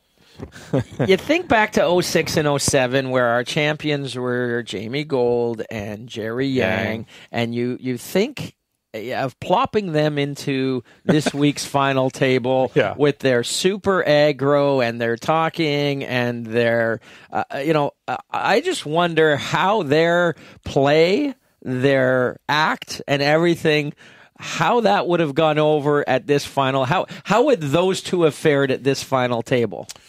Jerry Yang would have gone out really early because he would have just got his money in really bad in some terrible spot. And then Gold trying to talk everybody hands might have worked with, Pappas. It might have worked with Bruno. He could be able to talk his way out of into a pot with those guys. But Yorit and Felix and our champion would all not. That's not working with them. So. One of the things, Jamie did, of course, was talk his way, into guys getting them to fold or getting them to call when he wanted whatever he wanted to do. He manipulated his final table really well. That wouldn't have worked here. But how far have we come with our main event final tables from that era to this particular era? And totally different. A perfect tweet from Pratyush Badiga. Poker's dying when you can't bitch about how much worse the main event champ is than you. That's right. Congrats to Martin Jacobson. Another tweet from Dan O'Brien. Fuck Martin Jacobson because you don't get to win $10 million and not a single person says anything bad about you. You either get the money and you get shit on, or you lose and people say how great you played and you should have won. Reese, I'm the best in the world. You don't get both. And Martin Jacobson seems to have gotten both. I think that happened. Yeah, he had his cake and he ate it too. That's for sure. And talk about running good. After it was all done, the after party at the Rio, he wins $30,000 playing high stakes blackjack. Well, and the funny part of that is the actual party of the guy who just won $10 million isn't going to the Rhino, isn't going and getting bottle service and renting out a club. It's he's got a hot vegetarian girlfriend. He probably doesn't drink. He didn't leave the Rio. He went to the high stakes in the Rio. And he won another $30,000. That's but the best part of that is Dan Heimiller tweeted the getting into and going to the party and taking all kinds of selfies with him and Jacobson and whoever. Dan just running much, and then putting all the selfies up on Twitter and saying, he photobombed. He photobombed the main event after party. That's classic. I know Dan we've Heimiller. said it a bunch of times, but if you need a laugh and you've never seen Dan Heimiller's webpage, please go to danheimiller.com. It is classic. Greg Merson tweets, not sure who I'm cheering for. Most in common, Felix Jacobson. Most deserving, Felix Stevenson. Most deserving, Martin Jacobson. Most hood, Jort Van Hoof. Most hood. A lot of the big time pros had going into this had a tremendously high opinion and respect for the cleaner. Yeah, he's dominated online for a long time in his chosen games. He is looked up to. Yeah, absolutely. So he's a fantastic player, and it was on display. I think he played quite well. He made obviously some light calls, but that's the way he plays. So and we were talking to Matt about some of them, and to Matt they were snap calls. So I trust that Matt knows what he's talking about more than I do. Where I question, do you call with the King 5 there? And Matt said, yeah, of course you do. So and the Ace 3 was the other one that was certainly a big pot. Scott Seaver, who was actually coaching his opponent, Felix Stevenson, tweeted, cleaner bringing the heat like he has every day since 2007. OG sicko. And again, Seaver plays the biggest games online. He plays the best players in the world. He plays for hundreds of thousands of dollars, and he is giving out mad props to the guy that he's not even coaching. Doesn't have anything to do with. Interesting tweet from David Tuckman. Regardless if Tonkin calls, this is a brilliant play by Newhouse at the World Series of Poker. He went out like a champion. Matt Salsberg did not agree with that. It's kind of 50-50 on that river shove. If you had to choose one side or the other, great bluff gone bad or ill-advised play. It's interesting. You and I were talking about this hand before we did the show, before we talked to Matt, and the one thing I said was I hated the turn bet. And Matt also agreed. I was happy that he agreed with me because it meant I was might have been right that the turn bet might have been his mistake there. And then that sets up the river when the jack comes and pairs the top board. How many jacks does Newhouse have in his range to be able to shove there? So I think it all went wrong in the turn bet. And to talk about the river shove is really kind of missing the point, I think, of how that whole hand was set up at the river. And Poker News, tremendous coverage again. I followed a lot fantastic. of it, but. Honestly, Sarah Grant, who dyes their hair gray? What young person under the age of 40 voluntarily dyes? That's an insult to all old people around the world. You don't do that when you can instantly let it go back to its actual natural color is not gray. That you can't do that. It's kind of purplish. Yeah, that's just pissing on old people to purposely dye your hair gray. I did not. She's great. I think she's a sweetheart, but that's just mean to do that. I don't have to have gray hair. If I want it to not be gray tomorrow, naturally, without having to dye it a different color, I can. That's just rubbing it in that you're young and beautiful. I did not see that. Didn't see that coming for sure. The day before the final table ran, Daniel Negreanu was inducted into the Hall of Fame, as was Jack McClelland, and surprisingly, perhaps his biggest enemy on the planet, Howard Lederer, was in attendance at the ceremony. You have to have tickets to get into that? I don't know. Now, he's a Bellagio guy going way back. Was he there for Jack? I mean, you got to assume... he wasn't there for Daniel. You got to assume that I'm going to... if somebody wants to take a baseball bat to him, I'm okay with it, is not the guy you're there for. No. That McClelland had to be the reason Howard Lederer was at the Hall of Fame ceremony. So I will say I was impressed with Howard that even though... Excuse me.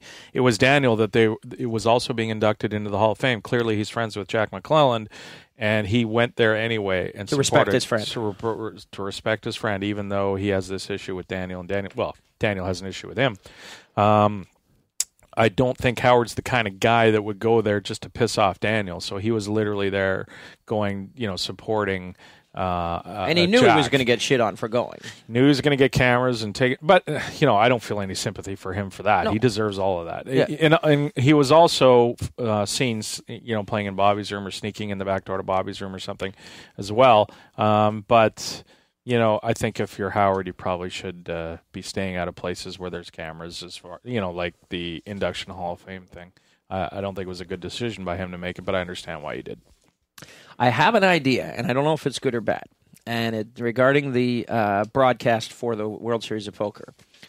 The ESPN broadcast. Yeah. So your thoughts on whether you think it would be a good idea, because the Monday night coverage runs for 12 hours. Yeah. It's very long. It's on a weekday. A lot of people cannot watch the entire thing. The poker diehards will stay up till 4 or 5 in the morning, but for most people, they can only watch for the first 3 or 4 hours. Well, we have PVR, but it's a huge and then they investment. have to go to bed. But you don't have time to watch PVR if you want to watch the next day's That's action live. It's not possible.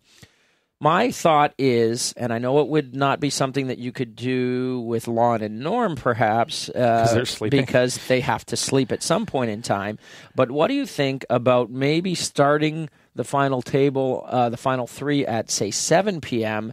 and having a 1-hour recap show which has an anchor or even just takes a series of clips from the major hands that tell the story of what happened from 9 players down to 3, so that people who couldn't watch Monday for whatever reason, or who could only watch part of it and missed a lot of the story, can then watch a 1-hour mini recap of what happened from 9 to 3, and then watch the heads-up portion or the 3-handed portion play out live from that point on. Would that kill the audience for the Monday night show, or would it be a better viewing for the people on the Tuesday so they can get the whole story and know what's happened the previous night going in, and they saw the big hands and they saw the drama and they see the narrative happening? What do you think that would work? You mean for Canadians? Because we didn't get to watch it on Monday. No, I know. I'm just kidding. I think it's a great idea. I think, like you said, though, Norm and they couldn't voice it. I mean, there's would just have no a time. hard time. Yeah, they're just out of time. But it's a fantastic idea because it wouldn't kill anybody on Monday. You can even have Kara Scott do it. I mean, Kara Scott sits at a desk. Pick a poker celebrity. Pick Daniel Negreanu or somebody like that. Somebody in a hosting capacity. They say, you know what, we're going to, with statistics and with big hands and decisions, graphics, we'll and pause it here and all kinds of stuff. And you break down what happened the night before, and then you go live to the final 3. Totally agree. I think it would be fantastic. It wouldn't kill the Monday audience because people still want to see it as it happens. Still going to want to see it live as it goes down. So, or next to live. But no, fantastic idea. I think they should do it. I don't see them doing it though. What they try and do is work in some of the hands, because there's some dead spots in the 3-handed coverage. Although it went pretty quick this year, it was a couple hours. But I think what they try and do is work some of those hands in the coverage when they have a dead spot. But it doesn't work. But the audience on the Monday, I mean, it's on ESPN2. It's not on ESPN. They're going heads up against Monday Night Football. Yeah. There's just so many reasons why people aren't going to, and it runs for 10, 11, 12 hours, minimum 8 hours, so that's still going to take you to 2 in the morning. There's just so many reasons why people who watched all your highlight shows up until the final 9 then come in on the Tuesday night, and all they get to see is from 3 down to 1. Yeah. And you don't really get the drama and the script of what could happen told. I think a 1 hour... they're great at doing the highlight shows. They do the 2-hour highlight shows every Tuesday. A 1-hour highlight show from 9 down to 3, I think, would just be beautiful. I totally agree. All right. Why don't we break and take a break. Do some non-World Series of You Poker are stuff. listening to the 2+2 Pokercast presented by the Pokerstars VIP Club. More right after this. Hey, this is Team PokerStars Pro Jonathan Duhamel. Poker's richest low-stake championship is PokerStars Micro Million. Massive tournaments, small buy-ins. Hope you're enjoying the 2+2 Pokercast presented by the PokerStars VIP Club. Hi guys, it's Mike from ProfessionalPoker.com and the 2+2 store with some great news for our PokerStars players. You can now use your frequent player points to purchase gift cards available from ProfessionalPoker.com. These same cards will also work at the 2+2 store. The gift cards come in increments of $25 and $50, and you can apply multiple gift cards per order. Now you can get the books, videos, and ebooks from all the major publishers using just your FPPs. So check out the gift card section of the PokerStars FPP store and pick up the poker training material you've had your eye on for a while at the 2+2 store and ProfessionalPoker.com. Think you can do a better witty intro than me? Want to hear yourself on the Pokercast? Well, put your MP3 where your mouth is. Send us a recorded MP3 of your version of a witty intro. Step 1. Start with, "And now here they are." Step 2. Insert hilarious intro. Cheap shots at Mike and Adam strongly encouraged. Step 3. Put your junk in that box. Perhaps just finish it off with Mike and Adam. Step 4. Email your masterpiece to pokercast@2plus2.com. Hey, it's Team Pokerstars Pro Vanessa Selbst. Sundays are not just for the million at Pokerstars. There's a massive menu of big events including the Second Chance, the Warm-Up, the Kickoff, the Storm, and my personal favorite, the Sunday 500. Check the tourney lobby for start times and settle in for the day. Hope you're enjoying the 2plus2 Pokercast presented by the Pokerstars VIP Club.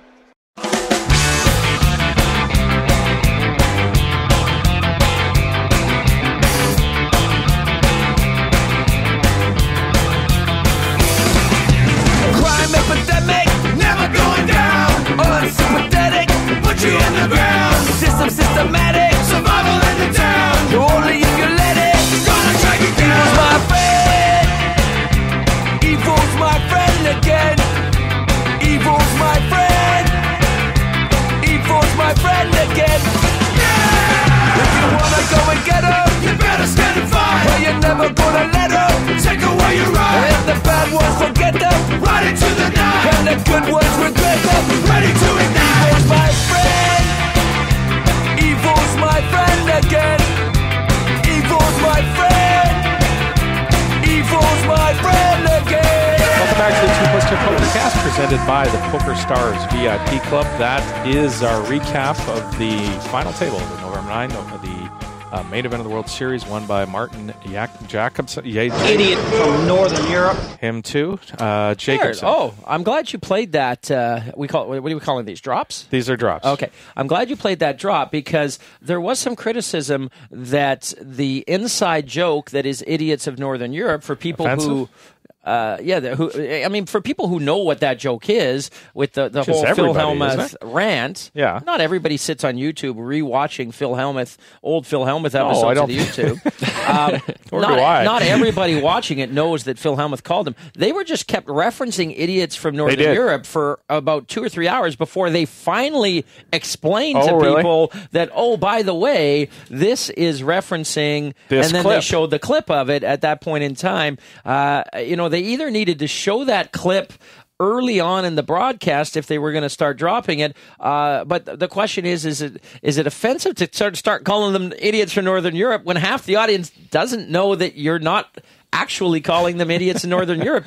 You're making fun of Phil Hellmuth. Yeah, you definitely need to put it into context. Yeah, it was kind of weird. I guess I just missed it because I already automatically knew the context. You knew the inside joke, and I'm like, there's a lot of people that think you're calling them idiots from Northern Europe and don't quite understand why. So, eventually they clued in, but I could see some poor Norwegian people wondering being why they're offended by that, for sure. Yeah. So speaking of Phil Hellmuth, he was on the broadcast.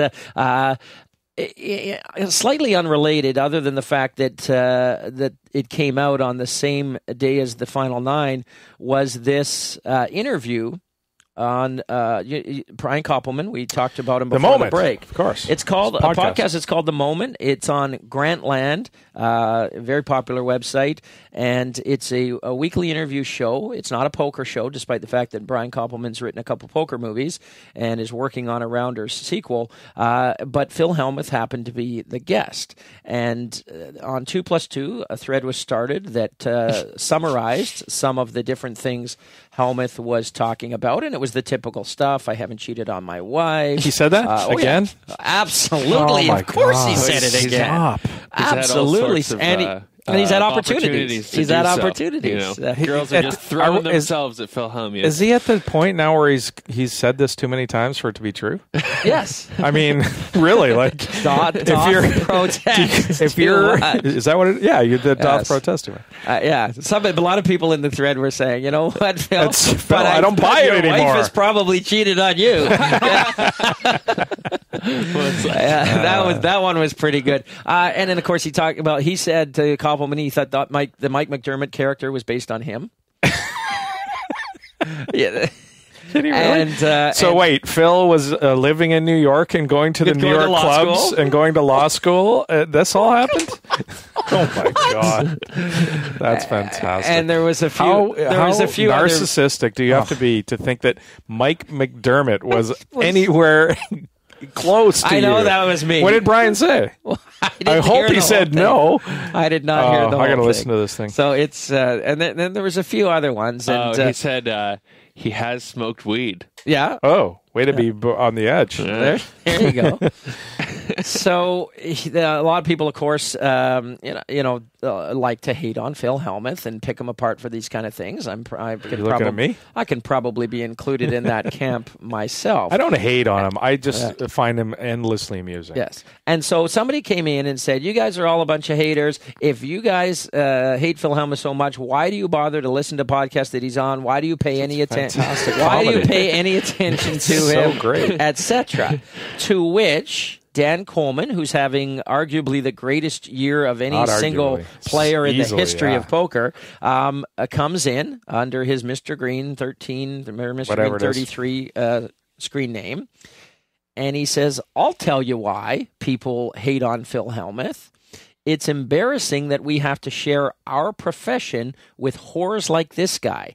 After I won the one drop, he immediately came on stage to shake my hand in front of a camera and congratulate me, as if he's the gatekeeper to the poker world that's welcoming me inside. It's truly pathetic that a 40-something would behave the way he does at the table. I think he's 50 now. Not to mention how spineless he is, willing to take any sponsorship regardless of the company's integrity. Hey, anything for a payday. Really makes me sad to think there's a chance some people may look up to this charlatan. People of this attitude and character are a cancer to this world. Wow. Lighten up, Francis. Yeah. Best drop ever, by the way. That is fantastic. Lighten up, Francis, for sure. 90% of what he says about Phil Hellmuth in this statement is true, and we all know that Phil Hellmuth has its faults. His faults, for sure. But you are probably talking about the two people in the poker world that are so polar far opposites at the opposite end of the spectrum. When you've been criticized so much for your inability to be an ambassador in any way and drag the poker game down to be neutral. Yeah, to come out and criticize a guy for coming up and shaking your hand for winning a gigantic poker tournament, the World Series of Poker. Yes, he wanted FaceTime. Yes, he likes being on the camera. He thinks he's the World Series of Poker. Yeah, and he's looking to to be the star of the show. But we all know that. We laugh at him. Yeah, by the way, Dan, we don't take that seriously. We think it's funny. You put up with him. He's the clown. The cute little guy that you accept. And as much as Phil Hellmuth has his faults. Why do you keep saying it's? Yes, it's an it. As much as Phil Hellmuth has his faults, he has brought hundreds of thousands of players to the game of poker, where all you're trying to do is drive people away from the game of poker, and you're doing a pretty darn good job of it. All those people that he's brought to the game are the ones you feed off to win those big events that you've won and all the money you've won online. I mean, Phil, look, like you said, for all of his faults, this guy has done a lot for poker. People who aren't poker players look up to Phil and think he's... And yes, a lot of what he does is in his own self-interest to make him a paycheck because he loves the spotlight, because he has a big ego. Who's done more for poker? At the same time, he puts himself out there. He does all the interviews. He does the charity. By the way, he's raised a ton of money for charity. You had an interesting question. Who'd you rather go out and hang out with for one evening? Who would you rather go out for dinner with? As much of a jackass as Phil Hellmuth it's not close. Baby. There is no scenario where I think spending an evening with Dan Coleman at this point is better than my idea of a good time.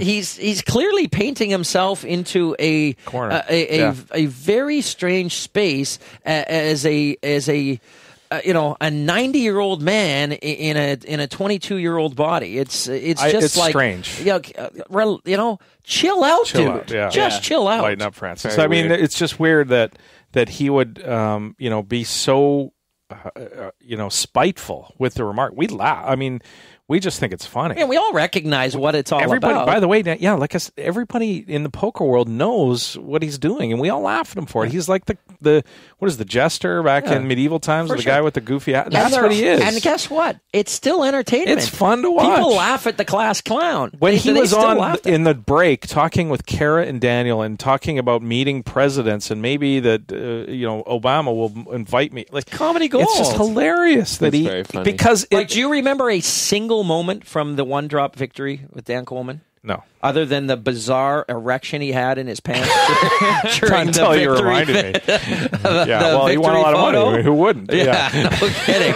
I was going to Got a say, money boner. in Macau when we were. Oh, hanging this out is a good story. Yeah. in the poker Dan's in Macau. By the way, this poker room is not huge. It's tiny, and Dan Coleman's there playing in the high rollers. There's 5 or 6 tables, and we've all got media basses, and we're walking around. Go ahead. Terrence's table was right next to Dan Coleman's on day 1. Main event. And Okay. Dan Smith and Dan Coleman were at the same table, and I was telling Bunner all of this stuff about Bunner's been out of the poker world for a while. He does not have a clue. Bunner's been off the grid. Yes, let's just say off the grid. As Phil Hellmuth would say. So the tournament goes on break, and I've been chirping to Bunner about all these different players and like who's good and who's not these days. And you're getting the blank stare. Yeah, the blank stare, and Bunner's standing there, and we're kind of blocking the way, and then suddenly I hear, "Excuse me." Bunner's in and the I way. turn around, and Dan Coleman.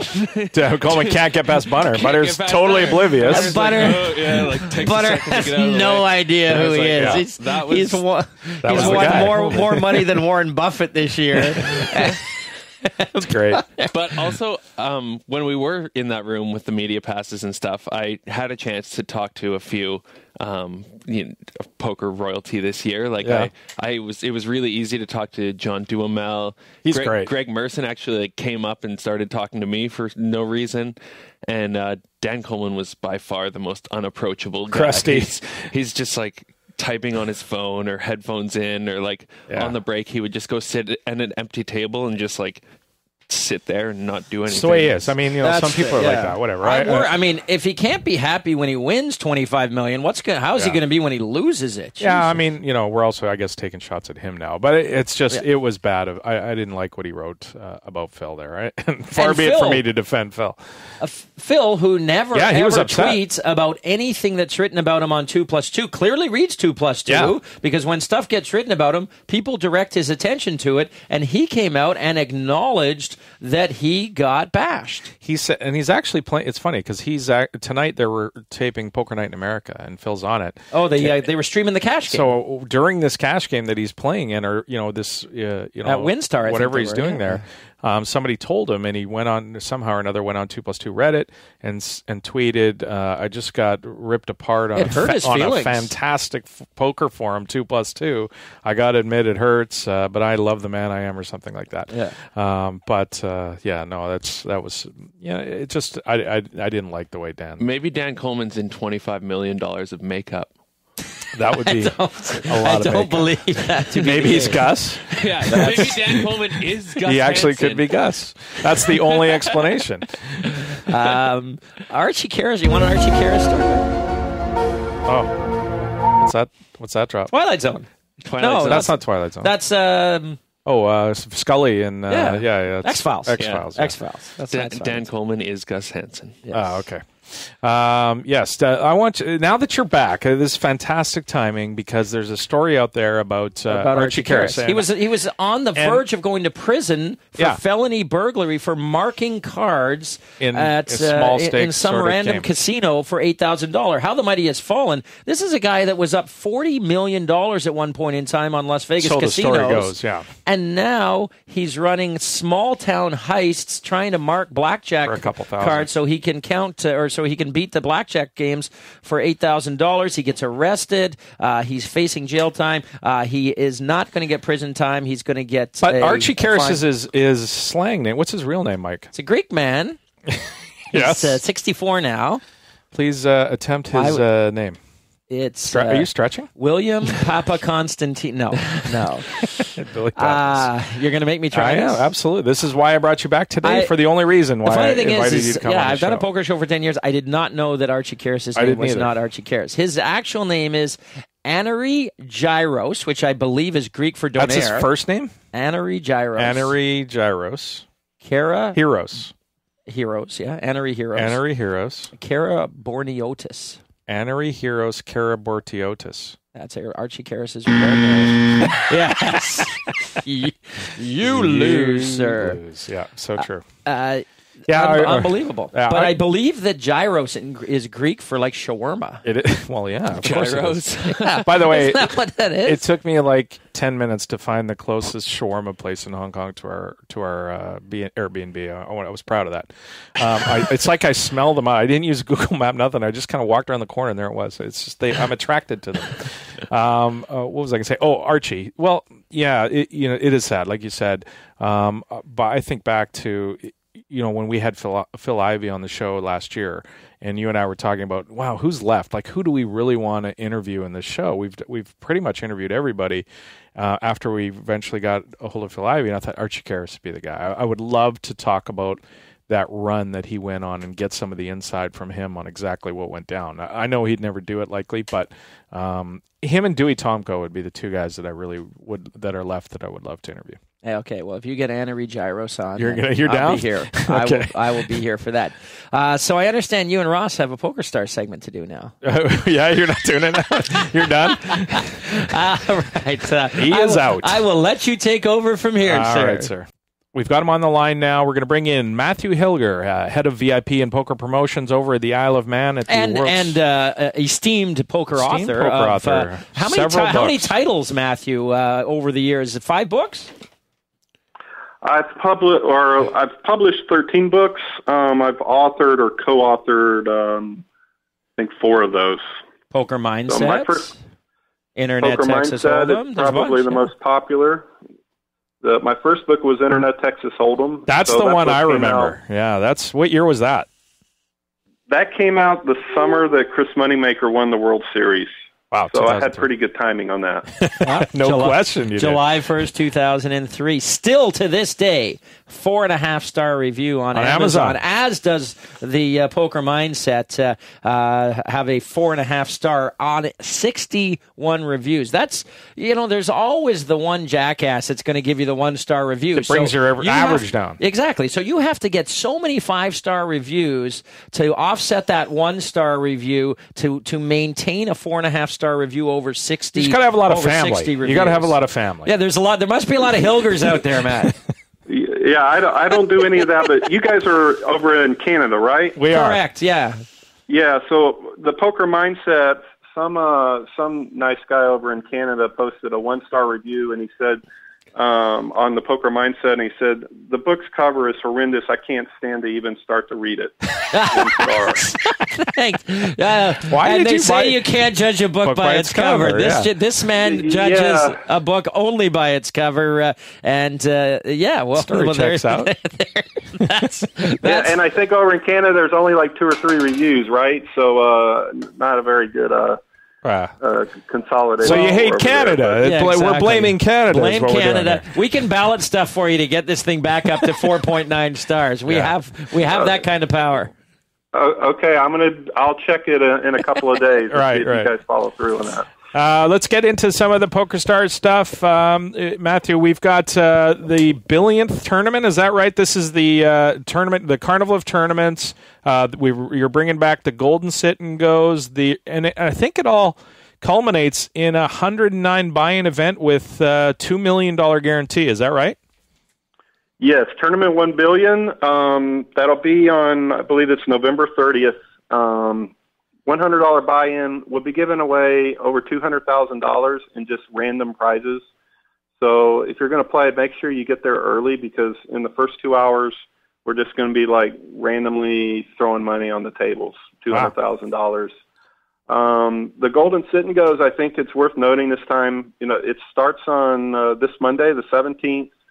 we're giving away the same amount of money that we gave away the last time, $500,000, during the week to the sit and go players. But it's worth noting, it's the same amount of money, but obviously the overall volume of sit and goes has declined since we launched the spin and goes. Right. So, from an EV perspective, this promotion should even be a lot better than it's been in the past. That's what are the dates on that? I don't have it in front of me. That starts on the 17th, November 17th through, I believe, the 24th. It runs for a week. Okay, fantastic. Yeah. The interesting note is that, from what I understand, George Lind has played in 900 million of those billion tournaments. So that's I think he'll probably be participating in this. Be bad if George won. A PokerStars milestone. You don't say. After, George won his billionth tournament. Yeah, exactly. I want to ask you about this action that Stars is taking against seeding scripts, and we've had this discussion on PokerStars for a while. The seeding scripts, for people that don't know, are this third-party software that will actively prey on certain players or certain types of players for tournaments where people get auto sit down in a sit and go, and they hold up a seat. Or also in cash games, I guess, as well. But maybe give us a breakdown exactly what you guys are doing, Matthew, and what action you're taking. What action are you trying to get rid of? Well, obviously, this has been an issue for a long time, and I'm really happy. We've put Chris Jonat. He manages our Team Pro online team. Good Vancouver boy. Yes. So he's heading up the effort on this, and I think he's the perfect choice because so he's managing Team Pro Online. So he has direct access to our 22 online pros who are all Supernova Plus. So he's already started a dialogue with those guys to discuss ideas and issues and get their feedback. He also started a thread at 2+2 soliciting input from the player community. So if anybody has, if they want to get involved, they can go to the thread, and it's a very complex issue. So we're going to be working with the players on this, trying to get their input. We're working with our developers, but basically it's going to be a two-step approach. We're going to be implementing something in the very near future. Hopefully as early as next week, where we will put a limit to how many times a player can reserve a seat over a certain time period. So it's only the first step, but that should put an end kind of to the horrific reserve seat dancing thing that you kind of see now when people are trying to join the tables. So that's our first step, and then the second step is, we don't know where it's going to go really, but that's really the part where Chris will be working with the players and our developers over the upcoming, weeks to try to find a permanent solution to the problem. Yeah, it seems like there would be a lot of different things that could happen when you try and stop this seeding script that affects people who aren't using them, and maybe some stuff that you can't even foresee that might happen that you're going to have to sort of monitor on the fly. Yeah, I mean, the players have been hammering us for a while to do something, but it's not as easy as it sounds, right? So you do one thing, the seat scripters they'll adjust, and you do another thing and they'll adjust. You don't want to harm the players who are, who are not using the seat scripting. So it's a complex issue, but we have a concerted effort now. It's out there in the public for all of 2+2 to see and to get involved, and hopefully, Chris will, work with everybody, and we'll come up with, a good solution. Whether or not we can solve the issue entirely 100% is, to be seen, but that's certainly the objective. Yeah, you don't want to hurt those people who aren't using them, but they're, pretty clearly getting hurt now by these preceding scripts, and I'm glad that Stars is taking action against them. I wanted to get your take on this. A lot of people are quite upset about the rake increases that have happened in the last little while across the board in certain areas at Pokerstars. Obviously it's an issue that's gotten a lot of attention at 2+2, and I wanted to just get your take on why the company made these increases. Yeah, I mean, there's a lot been going on at Pokerstars lately. Obviously, we understand why a lot of the players are unhappy. We expected there to be a big uproar. The poker ecology, it's quite complex, and certain players are impacted more than others with these rake changes, and certainly there's some players facing significant cuts in their income. So, we understand the complaints. We're paying attention. Believe me, there's been a lot of discussion in our offices. A lot of people pay attention to 2+2. Changes like this aren't taken lightly, but at the end of the day, there were, a lot of different factors that led to these price increases. Players are worried that more rake increases are coming. Cuts to the VIP program, whatever. A lot of people are worried about. Maybe some further increases. Can you comment on that at all? Well, yeah. First, let me give a little background on the increases itself, because I do think I think we as a company we have made some mistakes in terms of our communications, and I want to try to shed a little bit of light on that. First of all, I just want to say these changes were imminent. We're facing some really high increased costs coming in 2015. But however, in the short term, there were, in terms of the timing of the changes, there were some short-term goals that the company are trying to achieve this year that drove the timing of these changes being implemented this month. But the primary reason for the change is really for the long term. There's something that hasn't been talked about a lot, but there's a new VAT tax that's coming January 1st for all online gambling companies that will be subject to. So that's going to have a significant impact on our costs. And something we have talked about a lot are the increasing costs and taxes in the newly regulated markets. The UK is, now regulated, and we'll be starting to pay duties for those players December 1st. So at the end of the day, essentially, it's a price increase, just like in many industries. It's done to offset increasing costs. The good news is, to my knowledge, there are no additional rate changes planned for 2015, other than those that we normally implement in new markets that are regulated.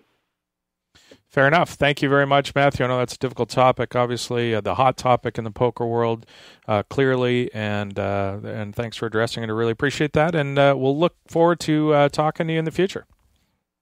Okay, great. Yes, I hope to be on many more times in the upcoming weeks. Absolutely. Thank you, Matthew. Appreciate it. We'll talk to you soon. Okay, great. Thank you. Bye now. That was Matthew Hilger from the Isle of Man. Nice of him to approach those subjects. I know they're difficult. I don't want to be combative with him, and that doesn't seem to be productive. But he stated that he doesn't believe there'll be any more rake changes in 2015. So that was nice to hear. Yeah, for sure. It's tough for the poker players who are obviously looking at it from a poker player's perspective. I've got some pretty good middle ground here. Obviously, I kind of understand how the poker world works, but I look at it as a businessman from a bit of a business standpoint, and I've also gone through a situation where we had a private company that went public, and I experienced firsthand how much things really do change. And as much as operations are still running on the Isle of Man status quo as they were before. They went from being a private company to a public company. No matter how much things won't change on a day-to-day operational basis, in terms of overall philosophy, in terms of who you're now answering to, that changes. And, it's just the reality. All of a sudden, the CEO and the COO aren't the most important decision makers. The CFO, who is the one who's dealing directly with stockbroker or stockholders and just to pause you there for a second, the CFO might not have the understanding of exactly how each of these things that they implement will have an effect. Like if you talk to a poker operations guy, he knows what's going to happen when you do this. For sure. When a CFO lays down some orders, maybe he doesn't really understand how it's working. Right, because he's answering to, number one, the shareholders. He's answering to the fact that they paid over $4 billion for this company.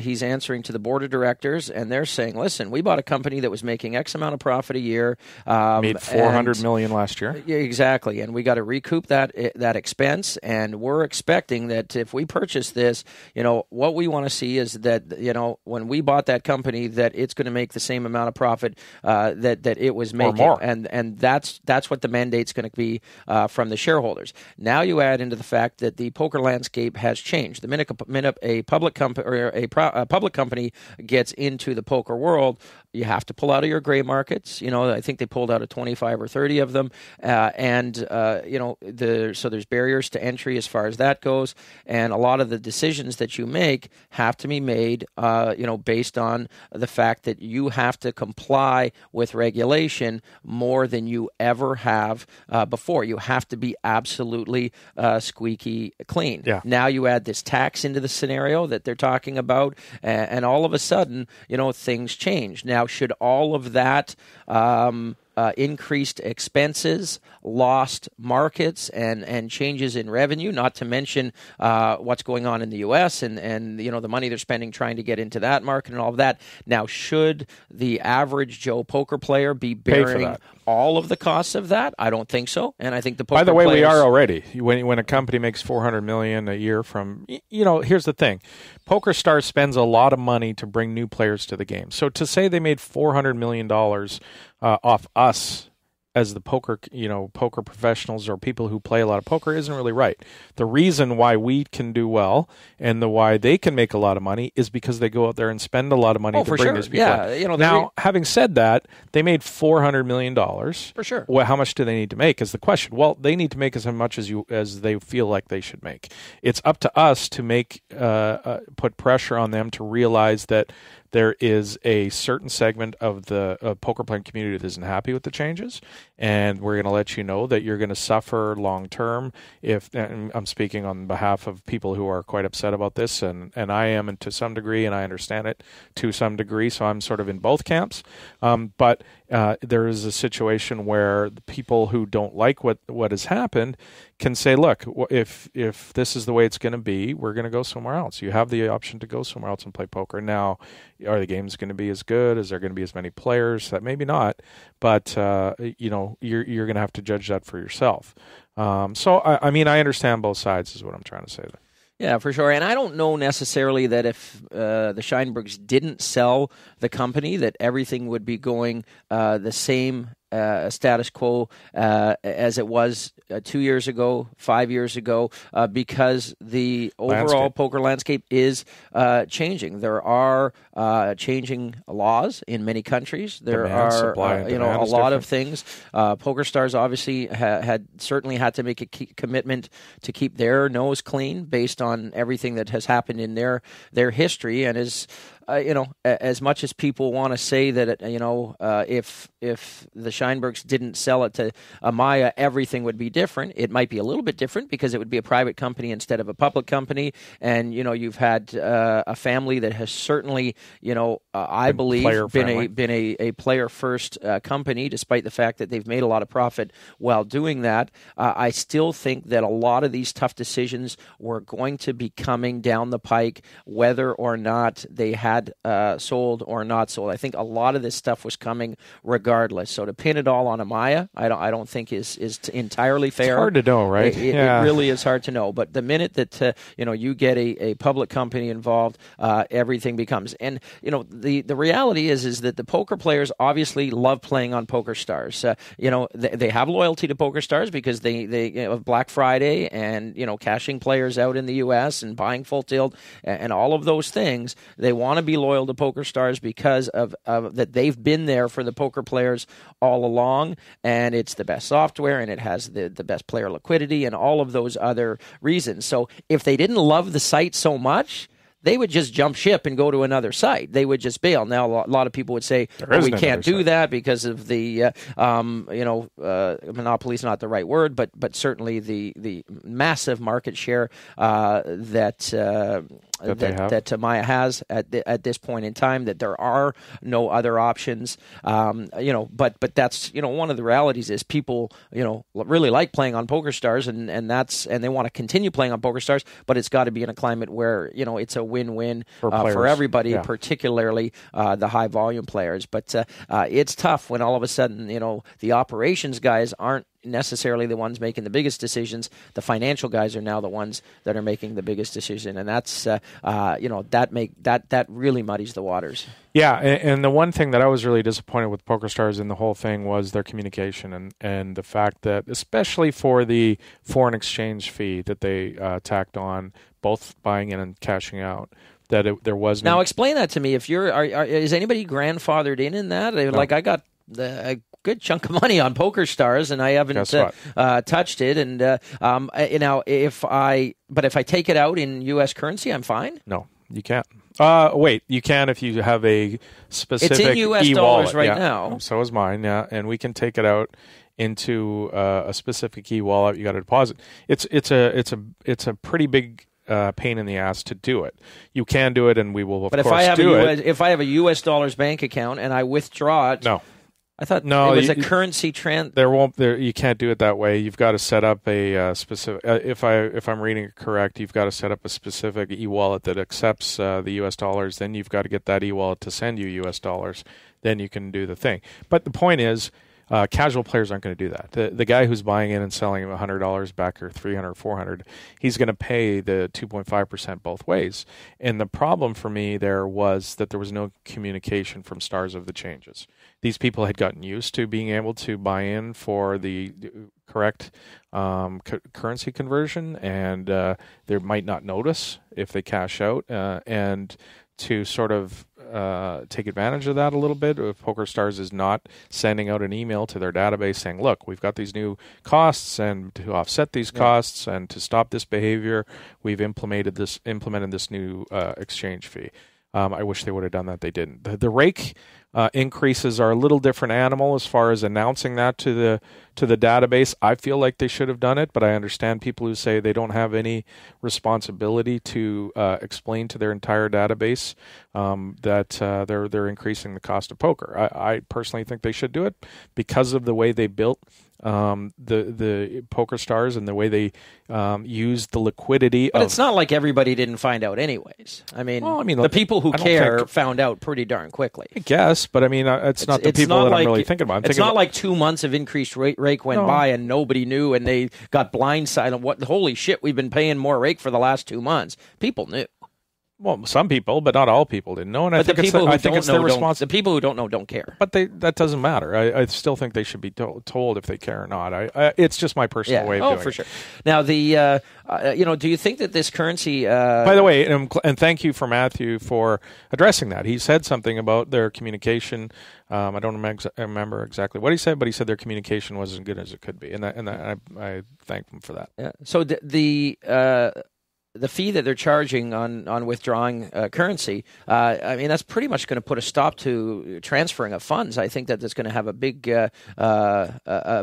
impact on people transferring money from one player to the next. Do you not? I think a lot of the transferring is a back and forth type scenario. Mike, I have no money on Stars. I busted my account. I need $5,000. Send me $5,000. I'll send it back to you in a month, and I'm sending you back the same amount of money. There is a lot of transferring where it's like, okay, give me $5,000 cash at this live tournament and transfer me $5,000 on Stars. And people aren't going to do that if it's going to cost them 3-4% to take the money. They'll say, no, thanks, I'm not going to do that. Or they'll charge their friend the juice. They can do that. But I think the transferring of money back and forth, helped the site in a lot of ways, because it put money into somebody's account that may have not had very much money on Stars, and now the money gets transferred over. The intention is that they'll cash it out, but they don't. They play with it, and they pay rake with it, and back and forth. And the more variety of people that have money in their account, the more people that are playing the games, and the more that rake that's being collected. So could come to bite them in the butt a little bit. Yeah, I don't think that fee was a great idea, but I understand. They were saying that that's competitive at 2.5%. It's not really competitive. I think there's ample places online where you can exchange money for less than a 5% spread. So, I understand what they were trying to stop. I just wish they would have been 1% or something reasonable. Yeah, I feel a little bit bad that I haven't been following it super closely. Okay. Are you still doing a invitational? Yeah, let's fire one up. This is the Pokerstars Invitational for Pokercast listeners. This is in the private tab on the tournament lobby on Sunday at noon Pacific, 3 p.m. Eastern. We need a format, sir. You're going to pick the format this week. I get to pick the format? Well, the password, I guess, will be Carnival for Carnival of Tournaments. The password is Carnival. The format is going to be... Not 5-card draw. I can't believe you didn't go with 5-card draw. Definitely not 5-card draw. Too funny. Well, let's go, in honor of the terrific shorthanded play that we saw on Tuesday night at the World Series of Poker main event final table. The three Europeans put on quite a show. Let's do a shorthanded event. They don't do three-handed, but why don't we do 4-max, no limit hold'em for the fantastic for the idea. Invitational. There you go. Have we got anything else? I don't know. Is that going to run us out of topics? I think we're probably... I'm going to walk out of here saying I can't believe I didn't talk about all of those 4 million other topics that we had. But, I have to say it's been great to have you back. It's like... It was fun. I was nervous. I didn't know that I would be able to contribute much. I've been certainly out of the loop for some time, so it was kind of you to have me, and be more than happy to come back in 6 months. And 6 months? You've put a barrier to 6 months? And do it again. I'm doing it out of the goodness of my heart for the listeners, for the listeners' benefit. Trust Not for me.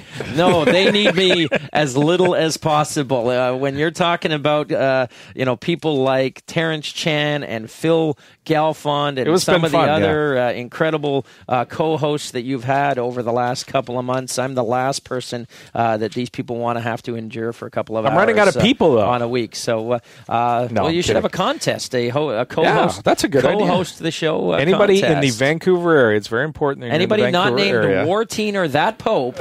That Pope would be awesome. That Pope would be great. I would listen to That Popecast. The Popecast? Yes. If Pope can fly up to Vancouver, he can co-host. That would be cool. That would be fun. Co-host the Pokercast. You've got a bunch. I thought that Remco was a solid hit. I mean, obviously, I know he's busy and traveling around the world, doing all that other stuff. But we're going to try, Terrence. We're going to try with Skype and see how that works. We're going to attempt to do the at Skype least do cast. a segment with him, and then you could maybe do an interview separately or something like that. An interview would be tough. But feel free to blindly harass me at the office middle of in between seeing patients. I got to do the star 68. Is it that to block that blocks your number so you don't see the number, and I have some fun with the receptionist. That's a little more fun.